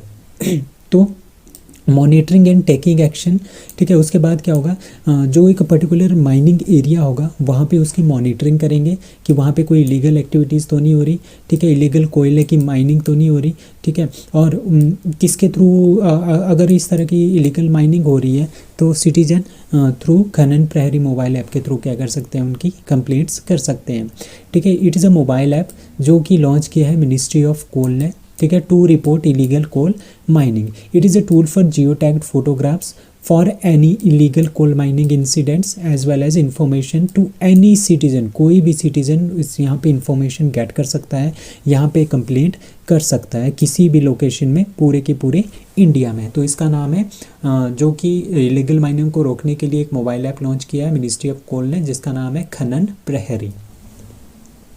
So exercise Turkish is going to be organized between India and that is C USA। तो इंडिया और यूएसए के बीच में क्या हो रहा है, एक एक्सरसाइज हो रही है जिसका नाम है तर्कश। ये काफ़ी इंपॉर्टेंट है, आपने इसका नाम याद रखना है। ये इसका 6th एडिशन है। ये जॉइंट एक्सरसाइज है जिसका नाम है तर्कश। किस किस के बीच में ये हो रही है, नेशनल सिक्योरिटी गार्ड, जो इंडिया के जो नेशनल सिक्योरिटी गार्ड है ना, एनएसजी कमांडो जो होते हैं एनएसजी के, ठीक है, एनएसजी मतलब नेशनल सिक्योरिटी गार्ड, और दूसरा यूनाइटेड स्टेट के जो स्पेशल ऑपरेशन फोर्स होती है, कोई एक स्पेशल ऑपरेशन होता है उसके लिए जो फोर्स होती है उसका नाम है US special operation force, that is SOF and NSG. इन दोनों के बीच में ये जो एक्सरसाइज ये हो रही है कहाँ पे, चेन्नई में। आपने ये नाम याद रखना है, कहाँ पे हो रही है, ये चेन्नई में हो रही है, ठीक है। आपको पता है कि आजकल क्या है, आजकल का जो ज़माना है वो केमिकल वेपन्स बहुत ज़्यादा हो गए हैं लोगों के पास, सॉरी कंट्रीज़ के पास। बायोलॉजिकल वेपन्स, जिस तरह से कोरोना बोल रहे हैं कि चाइना का एक बायोलॉजिकल वेपन था, और रेडियोलॉजिकल जो वेपन्स होते हैं, न्यूक्लियर जो वेपन होते हैं, ठीक है, ये सारी की सारी चीज़ें जो है ना, इसको बोलते हैं CBRN, chemical, biological, radiological and nuclear, ठीक है। इन सभी वेपन्स, अगर सपोज करो इन सभी वेपन्स का क्या हो, इनमें से किसी भी वेपन का इंडिया के ऊपर या फिर किसी भी कंट्रीज़ के ऊपर या फिर यूएसए के ऊपर अटैक होता है, तो उसको टैकल करने के लिए किस तरह का रिस्पॉन्स हमने देना है, तो इसी की ट्रेनिंग कर रहे हैं NSG commando and SOF force जो यूएसए की है वो करेंगी, ताकि इस तरह के एक्टिविटीज़ और इस तरह के जो अटैक्स हैं उनसे बचाया जा सके लोगों को। तो केमिकल और बायोलॉजिकल अटैक्स से लोगों को बचाया जा सके, तो इस तरह की जो एक्सरसाइज है ये हो रही है। तो इसका मेन ऑब्जेक्टिव यही है कि to neutralise the terrorist safe release, जिस तरह से बहुत सारे लोग होते हैं, हॉस्टेज होते हैं, उनको अच्छे से बाहर निकालना, ठीक है, एंड न्यूट्रलाइजेशन, जो केमिकल वेपन्स है उनके इफ़ेक्ट को कम करना, ताकि लोगों को इसका कोई भी इफेक्ट ना पड़े। Dash dash science 470 aircraft deal with Airbus and Boeing, that is air India. तो एयर इंडिया ने 470 एयरक्राफ्ट जो है वो खरीदने की डील की है, किससे, एयरबस एंड बोइंग के साथ। ये दोनों कंपनी है यूएसए की, ठीक है। तो आपको पता है कि टाटा की है ये कंपनी एयर इंडिया, ठीक है। 14 फरवरी को इन्होंने ये एग्रीमेंट किया है कि हम 470 जो है एक वाइड बॉडी और नैरो बॉडी के जो एरोप्लेन है उनको खरीदेंगे, किस से, एयरबस और बोइंग से, ठीक है। 470 में से जो 250 है वो एयरबस से खरीदेंगे और 220 जो है वो बोइंग से खरीदेंगे। ये जो कंपनीज़ है ये कंपनीज़ है यूएसए की, ठीक है। तो प्राइम मिनिस्टर नरेंद्र मोदी ने ये भी बोला है कि इंडिया विल इमर्ज, इंडिया जो है ये इस तरह से इमर्ज होगा, 3rd largest global market for the aviation circuit in the coming years, ठीक है। तो इस तरह का क्या होगा, यूनाइटेड स्टेट और इंडिया के बीच में एक इकोनॉमिक पार्टनरशिप भी होगी, ठीक है। और India innovation sector will need more than 2000 aircraft in next 15 years, मतलब कि अगले 15 सालों में इंडिया में 2000 से ज़्यादा एयरक्राफ्ट्स की और भी ज़रूरत होगी, ठीक है। तो हमें पता है कि हमने एक उड़ान स्कीम, ठीक ठीक है, उड़े देश का आम नागरिक, ये चलाई है इंडिया में, जिसके अकॉर्डिंगली पहले हमारे पास 74 एयरपोर्ट्स थे, अब हमारे पास 147 जो है वो एयरपोर्ट्स हो गए हैं लास्ट 8 सालों में। ठीक है, तो उड़े देश का आम नागरिक ये लॉन्च हुआ था 2016 में। रीजनल कनेक्टिविटी मतलब कि इंडिया के अंदर जो रीजन्स हैं, सिटीज़ हैं, उनके बीच में कनेक्टिविटी को इंक्रीज़ करने के लिए ये जो है उड़ान स्कीम जो है वो चलाई गई है under the ministry of civil aviation. और उड़ान स्कीम की ऑब्जेक्टिव क्या है? टू प्रोवाइड, ताकि लोगों को एक अफोर्डेबल, इकोनॉमिकली वायलेबल मतलब कि कम प्राइसेस में उनको एक जगह से दूसरी जगह पे थ्रू प्लेन्स जो है उनको ट्रैवल कर सकें आसानी से पूरे के पूरे ऑल इंडिया में। तो इसका ये मेन मतलब है कौन सी स्कीम का? उड़ान स्कीम का। तो 470 एयरक्राफ्ट्स की डील किसने की है? दैट इज़ एयर इंडिया में। और किस किस से खरीदेंगे? एयरबस और बोइंग जो कंपनीज हैं वो उनसे ये 470 एयरक्राफ्ट खरीदेंगे। सो विच स्टेट और UT is to host the India's first frozen lake marathon. ठीक है, इंडिया की पहली, ठीक है, आपने नाम याद रखना है, इंडिया की सबसे पहली है फ्रोजन लेक मैराथन जो है वो कहाँ पे हो रही है? That is B Ladakh. आपको पता है कि वहाँ पे कौन सी लेक है? पेंगोंग त्सो लेक है हमारे पास, कहाँ पे? लद्दाख में। वहाँ पे -30 डिग्री टेम्परेचर होता है आजकल, जिसकी वजह से ये क्या होती है? पूरी की पूरी फ्रोज हो जाती है। तो इसके ऊपर क्या होगी? इंडिया की पहली फ्रोजन लेक मैराथन जो है वो ऑर्गेनाइज की जा रही है, कहाँ पे? लद्दाख में। तो हाइट कितनी है यहाँ की? यहाँ की हाइट है 13,862 फीट। ठीक है, और 21 किलोमीटर की ये मैराथन होगी। कहाँ से स्टार्ट होगी? लुकुंग विलेज से स्टार्ट होगी और मान विलेज तक ये चलेगी। तो ये दोनों माइलस्टोन्स आपने याद रखने कहाँ पे। और इसको ऑर्गेनाइज या फिर इसको कौन से ओवरसी करेगा? दैट इज़ इंडियन आर्मी और Indian Tibet force. That is Indian army plus ITBP इसको क्या करेगा? ओवरसी करेगा, इस इवेंट को, इसको ऑर्गेनाइज करेगा। और इस मैराथन का नाम क्या है? इस मैराथन का नाम है लास्ट रन। और ये मैराथन क्यों हो रही है? लास्ट रन मतलब कि अंतिम रेस, ठीक है, अंतिम दौड़। ठीक है, क्यों ये मैराथन हो रही है? आपको पता है कि कुछ दिन पहले क्या हो रहा था यहाँ पे एजिटेशन हो रहे थे, यहाँ पे भूख हड़ताल कर रहे थे। ठीक है, तो ये क्यों कर रहे थे भूख हड़ताल? ताकि यहाँ पे क्या होगा? यहाँ का जो इकोलॉजिकल सिस्टम है ना, उसको बचाया जा सके। तो क्लाइमेट चेंज और इकोलॉजिकल सिस्टम को अच्छा रखने के लिए जो है ये लास्ट रन मैराथन आयोजित की जा रही है। कहाँ पे? पेंगोंग लेक, लद्दाख में। तो ये इंडिया की पहली फ्रोजन लेक मैराथन है इंडिया में, जो कि लद्दाख के पेंगोंग लेक पे हो रही है। Who won national race walking championship? ठीक है, नेशनल रेस वॉकिंग चैंपियनशिप जो है किसने जीता है? That is D, A and B।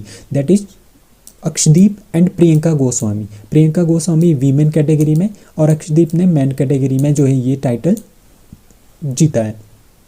जो ये रेस होती है ना, इसमें आपको दौड़ना नहीं होता है, इसमें आपको चलना होता है।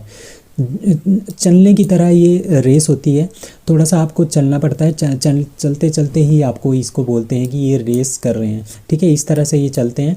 मतलब कि ज़्यादा इसमें जिस तरह की स्प्रिंटिंग होती है ना कि फास्ट दौड़ना होता है, इसमें फास्ट नहीं दौड़ना होता है। इसमें आपको बस चलते चलते ऐसा लगना चाहिए कि आप चल रहे हो, उस हिसाब से आपने अपनी रेस रखनी है। तो जो ये नेशनल रेस वॉकिंग चैंपियनशिप है, दोनों ने इसको जीता है। ठीक है, किसने? अक्षदीप और प्रियंका गोस्वामी ने। और दोनों ही क्वालिफाई हो गए हैं वर्ल्ड चैंपियनशिप के लिए, जो कि अगले साल होगा, जो कि इसी साल होगा। एंड द ओलंपिक, जो कि ओलंपिक होगा पेरिस में, जो होगा नेक्स्ट ईयर में ओलंपिक, उसके लिए भी क्वालिफाई हो गए हैं। और जो वर्ल्ड चैंपियनशिप है जो कि इसी साल होगी, उसके लिए भी ये दोनों क्या हो गए हैं? क्वालिफाई हो गए हैं। ठीक है, अक्षदीप ने 20 किलोमीटर इवेंट में, ठीक है, अक्षदीप ने 20 किलोमीटर के इवेंट में गोल्ड जीता है। एक नेशनल रिकॉर्ड भी बनाया इन्होंने।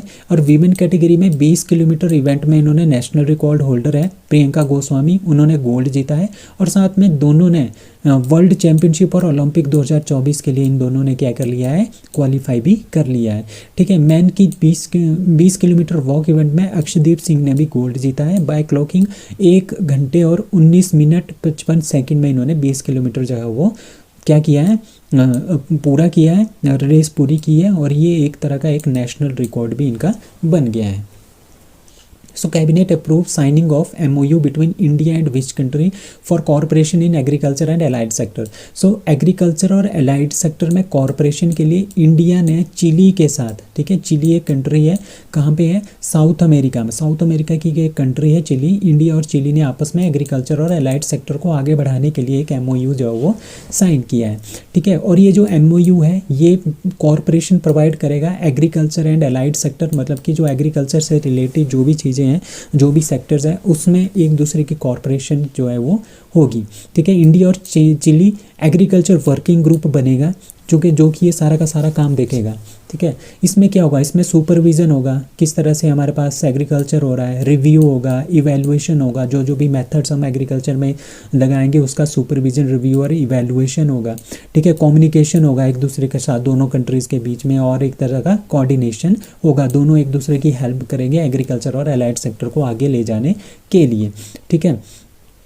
और मीटिंग भी होगी, जो ये एग्रीकल्चर वर्किंग ग्रुप बनेगा उसकी मीटिंग भी होगी साल में एक बार, ठीक है। The main area of corporation, कहाँ कहाँ पे हम कॉरपोरेट करेंगे, लाइक एग्रीकल्चर में जो पॉलिसीज़ बनाएंगे, ठीक है, उसके डेवलपमेंट के लिए, और मॉडर्न मतलब कि न्यू टेक्नोलॉजी हमने एग्रीकल्चर में यूज़ करनी है ताकि हम ज़्यादा से ज़्यादा प्रोडक्शन को इंक्रीज़ कर सके। ज़्यादा से ज़्यादा हमने ऑर्गेनिक एग्रीकल्चर को बढ़ावा देना है, प्रमोशन करना है एग्रीकल्चर सेक्टर को, इनोवेशन करना है, टेक्नोलॉजी यूज़ करनी है ताकि ज़्यादा से ज़्यादा हमारे पास प्रोडक्शन हो सके। और cooperation in science and innovation to address the common challenges, जो कॉमन चैलेंजेस आएंगे एग्रीकल्चर और एलाइड सेक्टर में उनको दूर करने की कोशिश करेंगे दोनों देश, India and Chile, with the help of science and innovation. Union home minister Amit Shah present president's colours to, that is B Haryana police. तो इस बार का जो प्रेसिडेंट कलर्स अवार्ड मिला है वो मिला है हरियाणा पुलिस को। तो यूनियन मिनिस्टर अमित शाह ने ये प्रेजेंट किया है president colours to Haryana police. ये कौन देता है, वैसे ये हमारे पास जो प्रेसिडेंट ऑफ इंडिया है ये अवार्ड देती है, बट प्रेसिडेंट ऑफ इंडिया के बिहाफ पे यूनियन मिनिस्टर अमित शाह ने ये अवार्ड जो है वो दिया है, किसको दिया है, हरियाणा पुलिस को, ठीक है। कहाँ पे दिया है, Haryana police academy in Karnal Madhuban में ये अवार्ड दिया है। हरियाणा पुलिस, हरियाणा जो आज तक जो है वो टोटल 10 स्टेट को ये अवार्ड मिला है। इससे पहले मध्य प्रदेश को मिला है, उत्तर प्रदेश, दिल्ली, जम्मू एंड कश्मीर, तमिलनाडु, त्रिपुरा, गुजरात, हिमाचल प्रदेश और असम को ये अवार्ड जो है मिला है, ठीक है। और 10वीं स्टेट कौन बनी गई है, हरियाणा पुलिस, उनको भी ये अवार्ड मिला है। तो जो ये प्रेसिडेंट कलर्स अवार्ड है ये किसको दिया जाता है, ये दिया जाता है जैसे मिलिट्री होती है, पैरामिलिट्री होती है और पुलिस होती है, इनको ये जो है ये वाला अवार्ड दिया जाता है। क्यों दिया जाता है, ताकि जो भी मिलिट्री, पैरामिलिट्री और पुलिस फोर्स 25 सालों से ज़्यादा जिनको काम करने में हो गए हैं, 25 साल से ज़्यादा उन्होंने काम किया है, लोगों की सेवा की है, उसके लिए ये जो है अवार्ड जो इनको दिया जाता है। इसमें एक रेप्लिका ऑफ फ्लैग जो है प्रेजेंट किया जाता है उस पर्टिकुलर यूनिट को, जैसे हरियाणा पुलिस को ये मिला है तो उनको ये प्रेजेंट किया गया है इस बार, ठीक है। तो 25 साल मतलब कि 25 साल police after review of 25 years of continuous service, मतलब कि पुलिस को ये दिया जाता है जो कि पुलिस और मिलिट्री और पैरामिलिट्री जिन्होंने 25 साल तक अच्छे से जो है सेवा की है देश की और लोगों की, उनकी डेडिकेशन के लिए ये अवार्ड जो है वो दिया जाता है। According to the Swiss Air Tracking Index, that is IQ Air, which Indian city is most polluted? That is D, Mumbai. So Mumbai city जो है इंडिया की सबसे ज़्यादा पॉल्यूटेड सिटी जो है वो बन गई है। पहले कौन थी, दिल्ली थी, दिल्ली को पीछे छोड़ के अब मुंबई इंडिया की सबसे ज़्यादा पॉल्यूटेड, सबसे ज़्यादा पॉल्यूशन वाली सिटी जो है वो बन गई है। Mumbai has been ranked most polluted cities, India में सबसे मोस्ट पॉल्यूटेड है और वर्ल्ड में ये दूसरे नंबर पे है मोस्ट पॉल्यूटेड सिटी में। पहले नंबर पे लाहौर पाकिस्तान है, दूसरे पे मुंबई इंडिया, तीसरे पे काबुल अफगानिस्तान, चौथे पे ताइवान की कोशिंग और बिशेक जो किर्गिस्तान की है, अक्कारा जो है वो घाना की है, क्राको पोलैंड की, दोहा कतर, अस्ताना कजाकिस्तान और सेंटियागो चिली की। तो ये सारी की सारी स्टेट्स सिटीज़ हैं जो कि काफ़ी ज़्यादा पोल्यूशन जो है वो वहाँ पे है। सो सबसे ज़्यादा जो पोल्यूशन वाली सिटी है पूरे के पूरे वर्ल्ड में वो है लाहौर पाकिस्तान, ठीक है। तो इस तरह से दिल्ली को जो है पीछे छोड़ दिया है किसने, मुंबई ने, और मुंबई पहली सबसे ज़्यादा पॉल्यूटेड, सबसे ज़्यादा पोल्यूशन वाली सिटी जो है वो इंडिया की बन गई है according to Swiss air tracking index IQ air में। The first G20 cultural group meeting to be organised in that is be Khajuraho Madhya Pradesh. तो खजुराहो के मध्य प्रदेश में हमारी G20 की पहली कल्चरल ग्रुप की जो मीटिंग है वो हो रही है। तो इसकी थीम क्या है? इसकी थीम ऑब्वियस सी बात है, हमने कल्चरल जो हमारे पास हेरिटेज है, जो विरासतें हमारे पास कल्चर से रिलेटेड जो विरासतें हैं उनको हमने प्रोटेक्ट करना है, रेस्टिट्यूशन करना है, मतलब कि उनको हमने अच्छे से प्रोटेक्ट करना है, प्रिजर्व करके रखना है ताकि वो ख़त्म ना हो।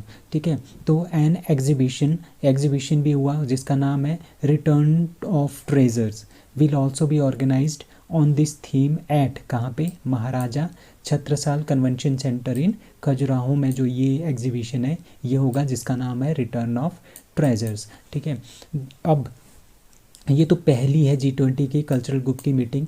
अब दूसरी और तीसरी कहाँ पे होगी? वो होगी भुवनेश्वर उड़ीसा में और हम्पी कर्नाटका में। दूसरी होगी भुवनेश्वर में, पहली कहाँ पे हुई है? खजुराहो मध्य प्रदेश में, दूसरी होगी भुवनेश्वर उड़ीसा में, तीसरी होगी हम्पी कर्नाटका में।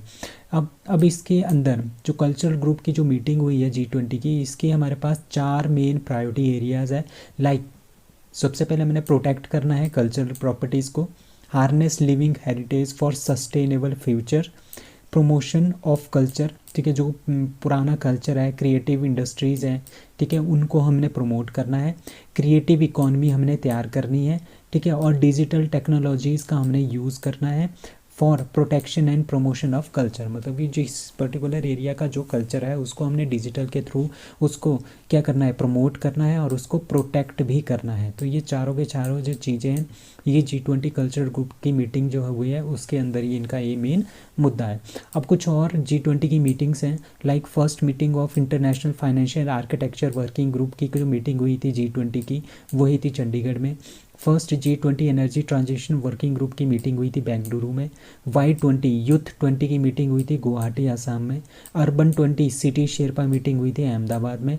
Digital economy working group meeting of G20 हुई थी लखनऊ में।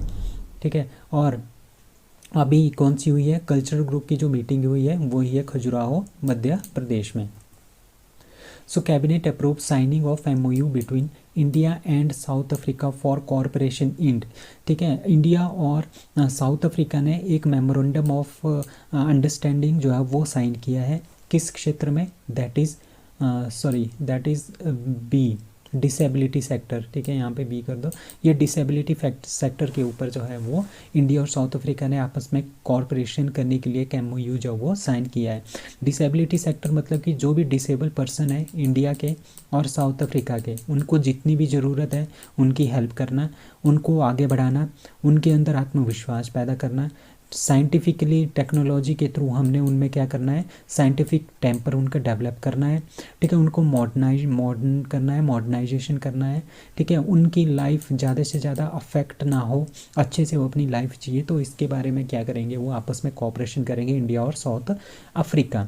ठीक है, so department for the empowerment of person with disability and south Africa, मतलब कि इंडिया की जो department of empowerment of person with disability है और साउथ अफ्रीका की है, उन दोनों ने ये MOU जो आपस में साइन किया है। इस तरह से हमारे जो बायलैटरल रिलेशन है इंडिया और साउथ अफ्रीका के वो और भी ज़्यादा क्या हो गए हैं? स्ट्रॉन्ग हो गए हैं। अब साउथ अफ्रीका के प्रेसिडेंट कौन है? साइरिल रामाफोसा जो यहाँ के क्या है? साउथ अफ्रीका के प्रेसिडेंट है। इसकी कैपिटल है केप टाउन।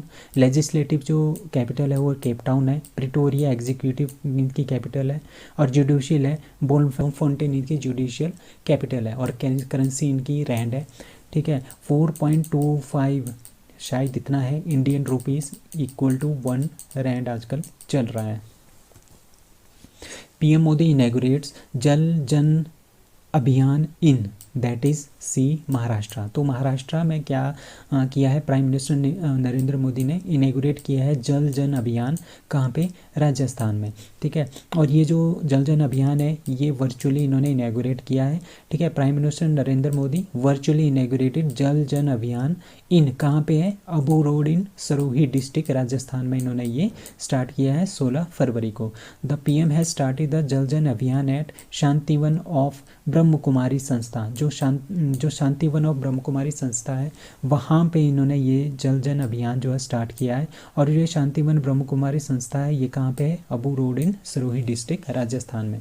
इसका मेन ऑब्जेक्टिव क्या है, तो आपको पता है कि जल जन अभियान जहाँ पे पानी की बात आती है तो पानी को कंजर्व करना, ठीक है, वाटर हार्वेस्टिंग करना, मतलब कि जब पानी को हमने बचाना है, ज़्यादा से ज़्यादा उसका बचाव करना है और हमने प्लांट्स को उगाना है। तो ये इनके मेन जो है मेन इसके ऑब्जेक्टिव हैं, ताकि हम वाटर को कंजर्व कर सकें, उसकी इम्पोर्टेंस को हम महत्व दें, उसकी इम्पोर्टेंस को हम ज़्यादा से ज़्यादा क्या कर सकें, समझ सकें। ठीक है, यूनियन जो हमारे पास जल शक्ति मिनिस्टर है Gajendra Singh Shekhawat and field director जो नाना पाटेकर है वो भी इस ओकेजन में वहाँ पे क्या थे, मौजूद थे। तो जल जन अभियान जो है वो कहाँ पर स्टार्ट हुआ है, राजस्थान में। India and which country signs MOU on visa exemption for holders of diplomatic and official passports। ठीक है, जिन पर्सन के पास डिप्लोमेटिक और ऑफिशियल पासपोर्ट्स हैं इंडिया के, ठीक है, डिप्लोमेटिक मतलब कि जो पॉलिटिक्स से रिलेटेड है, और जो ऑफिशियल हैं इंडिया के जो ऑफिशियल्स हैं उनके जिनके पास ये पासपोर्ट्स हैं, ठीक है, उनको वीज़ा लेने की ज़रूरत नहीं है। कौन सी कंट्री में, दैट इज़ सी फिजी। ठीक है, इंडिया और फिजी ने एक MOU साइन किया है जिसमें क्या करेंगे, जैसे हमारे पास कोई पॉलिटिशियन है या फिर कोई ऑफिशियल है जिसके पास पासपोर्ट है, ऑफिशियल पासपोर्ट है या फिर डिप्लोमेटिक जो पासपोर्ट है जिस भी पर्सन के पास, ठीक है, वो क्या करेगा, वो ईजीली फिजी का पर्सन इंडिया में आ सकता है और इंडिया का पर्सन फिजी में जा सकता है। ठीक है, कितने दिन तक वो वहाँ पे बिना वीज़ा रह सकता है, वो 90 डेज़ तक बिना वीज़ा जो हो वहाँ पे एंटर कर सकता है, रह सकता है उनकी टेरिटरी में। ठीक है, इस तरह से क्या हुआ, इंडिया और फिजी के रिलेशन और भी ज़्यादा अच्छे हो जाएंगे। ठीक है, ये दोनों कंट्री, वैसे भी हमारे पास इंडिया और फिजी के रिलेशंस बहुत अच्छे हैं। अब फिजी कंट्री है कहाँ पे, फिजी आपकी पैसिफिक ओशन में है, पैसिफिक आइलैंड्स में। ठीक है, यहाँ पे देखिए ये फिजी है, फिजी के अब नीचे देखो ये ऑस्ट्रेलिया है और यहाँ पे नीचे जैसे यहाँ पे न्यूजीलैंड है। ठीक है, ऊपर पपुआ न्यू गिनी है, तो ये फिजी आइलैंड है। ठीक है, India and Fiji have inaugurated, इन्होंने इनेगोरेट किया है solarisation of the state house in Suva. Suva क्या है, कैपिटल है, किसकी कैपिटल है सुवा, फिजी की कैपिटल। ठीक है, तो and this is the first of A series that India is supporting the Pacific island. ठीक है, जो ये पैसिफिक आइलैंड है, कोई भी पैसिफिक आइलैंड इस पर्टिकुलर एरिया में है तो इंडिया पहला ऐसा कंट्री है जो पैसिफिक आइलैंड में किसी कंट्री को क्या कर रहा है, इतना सपोर्ट कर रहा है। तो इंडिया और फिजी के रिलेशन बहुत ही अच्छे हैं। रिपब्लिक ऑफ फिजी, ठीक है, ये यहाँ पे क्या है, जो ये फिजी है ना, ये कॉम्बिनेशन, ये फिजी है कॉम्बिनेशन ऑफ मैनी, क्या है हमारे पास बहुत सारे आइलैंड्स हैं, अबाउट 300 से ज़्यादा आइलैंड्स जो है हमारे पास यहाँ हैं साउथ पैसिफिक ओशन में। इसकी कैपिटल है सुवा, इसकी करेंसी है फिजियन डॉलर, इसके प्रेसिडेंट है विलियम के और इसके प्राइम मिनिस्टर है S Rabuka. India and dash dash agreed to cooperate in digital infra, climate action and clean energy, that is C Spain. India और स्पेन ने एक MOU साइन किया है, कॉरपोरेशन साइन किया है, किस किस के क्षेत्र में, डिजिटल इंफ्रास्ट्रक्चर को बढ़ाने में, क्लाइमेट चेंज को रोकने में, क्लीन एनर्जी को ज़्यादा से ज़्यादा प्रोड्यूस करने के लिए जो है इंडिया और स्पेन ने क्या किया है, आपस में हाथ मिलाया है। ठीक है, अभी मैंने यहाँ पे क्या दिया है आपके ऑप्शन, फिजी और इंडिया और फिजी ने किस में हाथ मिलाया है, visa exemption for holder of diplomatic and official passport, मतलब कि जिसके पास डिप्लोमेटिक पासपोर्ट है, ऑफिशियल पासपोर्ट है, वो ईजिली रह सकते हैं हमारे फिजी में 90 दिन तक। ठीक है, विदाउट एनी वीज़ा। ठीक है, दूसरा साउथ अफ्रीका के साथ कौन सा हुआ था, डिसेबिलिटी सेक्टर में हम कॉर्पोरेशन करेंगे साउथ अफ्रीका के साथ, और चिली के साथ क्या करेंगे, एग्रीकल्चर एंड अलाइड सेक्टर में कॉर्पोरेशन जो है चिली के साथ है। अब इंडिया और स्पेन का आपस में क्या है, एक कॉर्पोरेशन एग्रीमेंट है, किस किस के क्षेत्र में, डिजिटल इंफ्रास्ट्रक्चर, क्लाइमेट एक्शन और क्लीन एनर्जी के क्षेत्र में। ठीक है, they also discussed the very several bilateral, ठीक है, और बहुत सारे हमारे पास बायलेटरल एंड इंटरनेशनल इश्यूज़ हैं जिसमें हमारा म्यूचुअल इंटरेस्ट है दोनों का, इंडिया एंड स्पेन का, ताकि एक दूसरे की हेल्प की जा सके, एक दूसरे का फ़ायदा हो। तो इस तरह की बातें भी हमने वहाँ पे की है। लाइक डिफेंस में भी हमने इनके साथ बात किया, इकोनॉमिक सेक्टर्स में, कमर्शियल सेक्टर में, ट्रेड के बारे में हमने इनके साथ जो है वो बात की है। मेन क्या क्या है, डिजिटल इंफ्रास्ट्रक्चर को बढ़ाना, क्लाइमेट एक्शन, जो क्लाइमेट चेंज हो रहा है उसके ऊपर हमने क्या करना है, टेक्नोलॉजी से उसको बदलने नहीं देना है। ज़्यादा से ज़्यादा हम क्लाइमेट को बर्बाद ना करें, इसके ऊपर भी बात हुई। एंड क्लीन एनर्जी, मतलब कि जो सोलर एनर्जी है, विंड एनर्जी है, उसके ऊपर ज़्यादा से ज़्यादा ध्यान देना। एंड सस्टेनेबल डेवलपमेंट, मतलब कि डेवलपमेंट करना पूरी की पूरी कंट्री में विदाउट हार्मिंग द एनवायरनमेंट, उसको बोलते हैं हम सस्टेनेबल डेवलपमेंट। तो prime minister Narendra Modi and Spanish जो काउंटर पार्ट है पेड्रो सैंकेज, वो दोनों 15 फरवरी को मिले और उन्होंने इस कोलाब्रेशन पे क्या किए, हस्ताक्षर किए। अब कुछ और इन्फॉर्मेशन है लाइक इंडिया और स्पेन की। इंडिया और Spain, Spain is India's 7th largest trading partner in Europe, ठीक है, यूरोपियन यूनियन, ठीक है। तो India exports to Spain including क्या क्या इंडिया एक्सपोर्ट करता है स्पेन को, organic chemicals, textile, iron, steel product, motor vehicle components, marine product and leather goods जो है इंडिया भेजता है कहाँ को, स्पेन को, ठीक है। And Spain is the 15th largest investor in India, मतलब कि स्पेन 15वां सबसे बड़ा इन्वेस्टर है जो कि इंडिया में इन्वेस्ट करता है। Who has been appointed as new Indian American CEO of YouTube, ठीक है। अब यूट्यूब की जो CEO थी वो थी सुसैन वोकिकी, ठीक है, सूजन वोकिकी थी। कौन क्या थी वो, CEO थी यूट्यूब की। अब उन्होंने क्या किया, उन्होंने बोला है कि मैं इससे स्टेप डाउन कर रही हूँ, मैं यहाँ से रिज़ाइन दे रही हूँ। तो उसकी उनकी जगह पे किसको अपॉइंट किया गया है, यूट्यूब के CEO, दैट इज़ डी नील मोहन। तो ये नील मोहन है, ये पहले मतलब कि इनके जो दादा परदादा थे वो इंडिया के थे। अब उसके बाद इन्होंने सिटीजनशिप ले ली थी अमेरिकन, उसके बाद ये पैदा हुए हैं अमेरिका में ही, तभी हम इनको बोलते हैं इंडियन अमेरिकन, ठीक है। तो ये CEO बन गए हैं नील मोहन, किसके CEO बन गए हैं, यूट्यूब के ये CEO बन गए हैं, ठीक है। अब जो यूट्यूब है, यूट्यूब किसका एक पार्ट है, ये अल्फ़ाबेट ओन्ड, ठीक है। अल्फ़ाबेट एक कंपनी है, उसका एक पार्ट है यूट्यूब, ठीक है। उनके क्या बने हैं, ये CEO बने हैं। तो इसी तरह से क्या है, एक इलीट ग्रुप है हमारे पास जिसमें कि इंडियंस ही हमारे CEO हैं, लाइक गूगल्स के गूगल भी अल्फ़ाबेट का ही एक पार्ट है, ठीक है, अल्फ़ाबेट कंपनी का एक पार्ट है गूगल, ठीक है। उसके जो CEO है सुंदर पिचाई है, माइक्रोसॉफ्ट के सत्या नडेला है, IBM के अरविंद कृष्णा, ठीक है, एडोब्स के शांतनु नारायण, और अब यूट्यूब के भी कौन बन गए हैं, नील मोहन, जो कि इंडियन अमेरिकन है, ठीक है। अब कुछ और चीज़ें इसके बारे में, यूट्यूब के बारे में। यूट्यूब के फाउंडर हैं Jawed Karim, Chad Hurley and Steven Chen. YouTube का फाउंड किया गया था 14 फरवरी 2005 को, ठीक है, San Mateo California United State में इसका फाउंडेशन हुआ था। यूट्यूब का हेडक्वार्टर है San Bruno California United State में। और यूट्यूब के जो पेरेंट ऑर्गेनाइजेशन है वो कौन सी है, वो है गूगल, ठीक है। सबसे बड़ी जो है हमारे पास अल्फ़ाबेट, इस टोटल को हम अल्फ़ाबेट बोलते हैं। अल्फ़ाबेट के अंदर ही गूगल है, गूगल के अंदर हमारे पास क्या है, यूट्यूब है।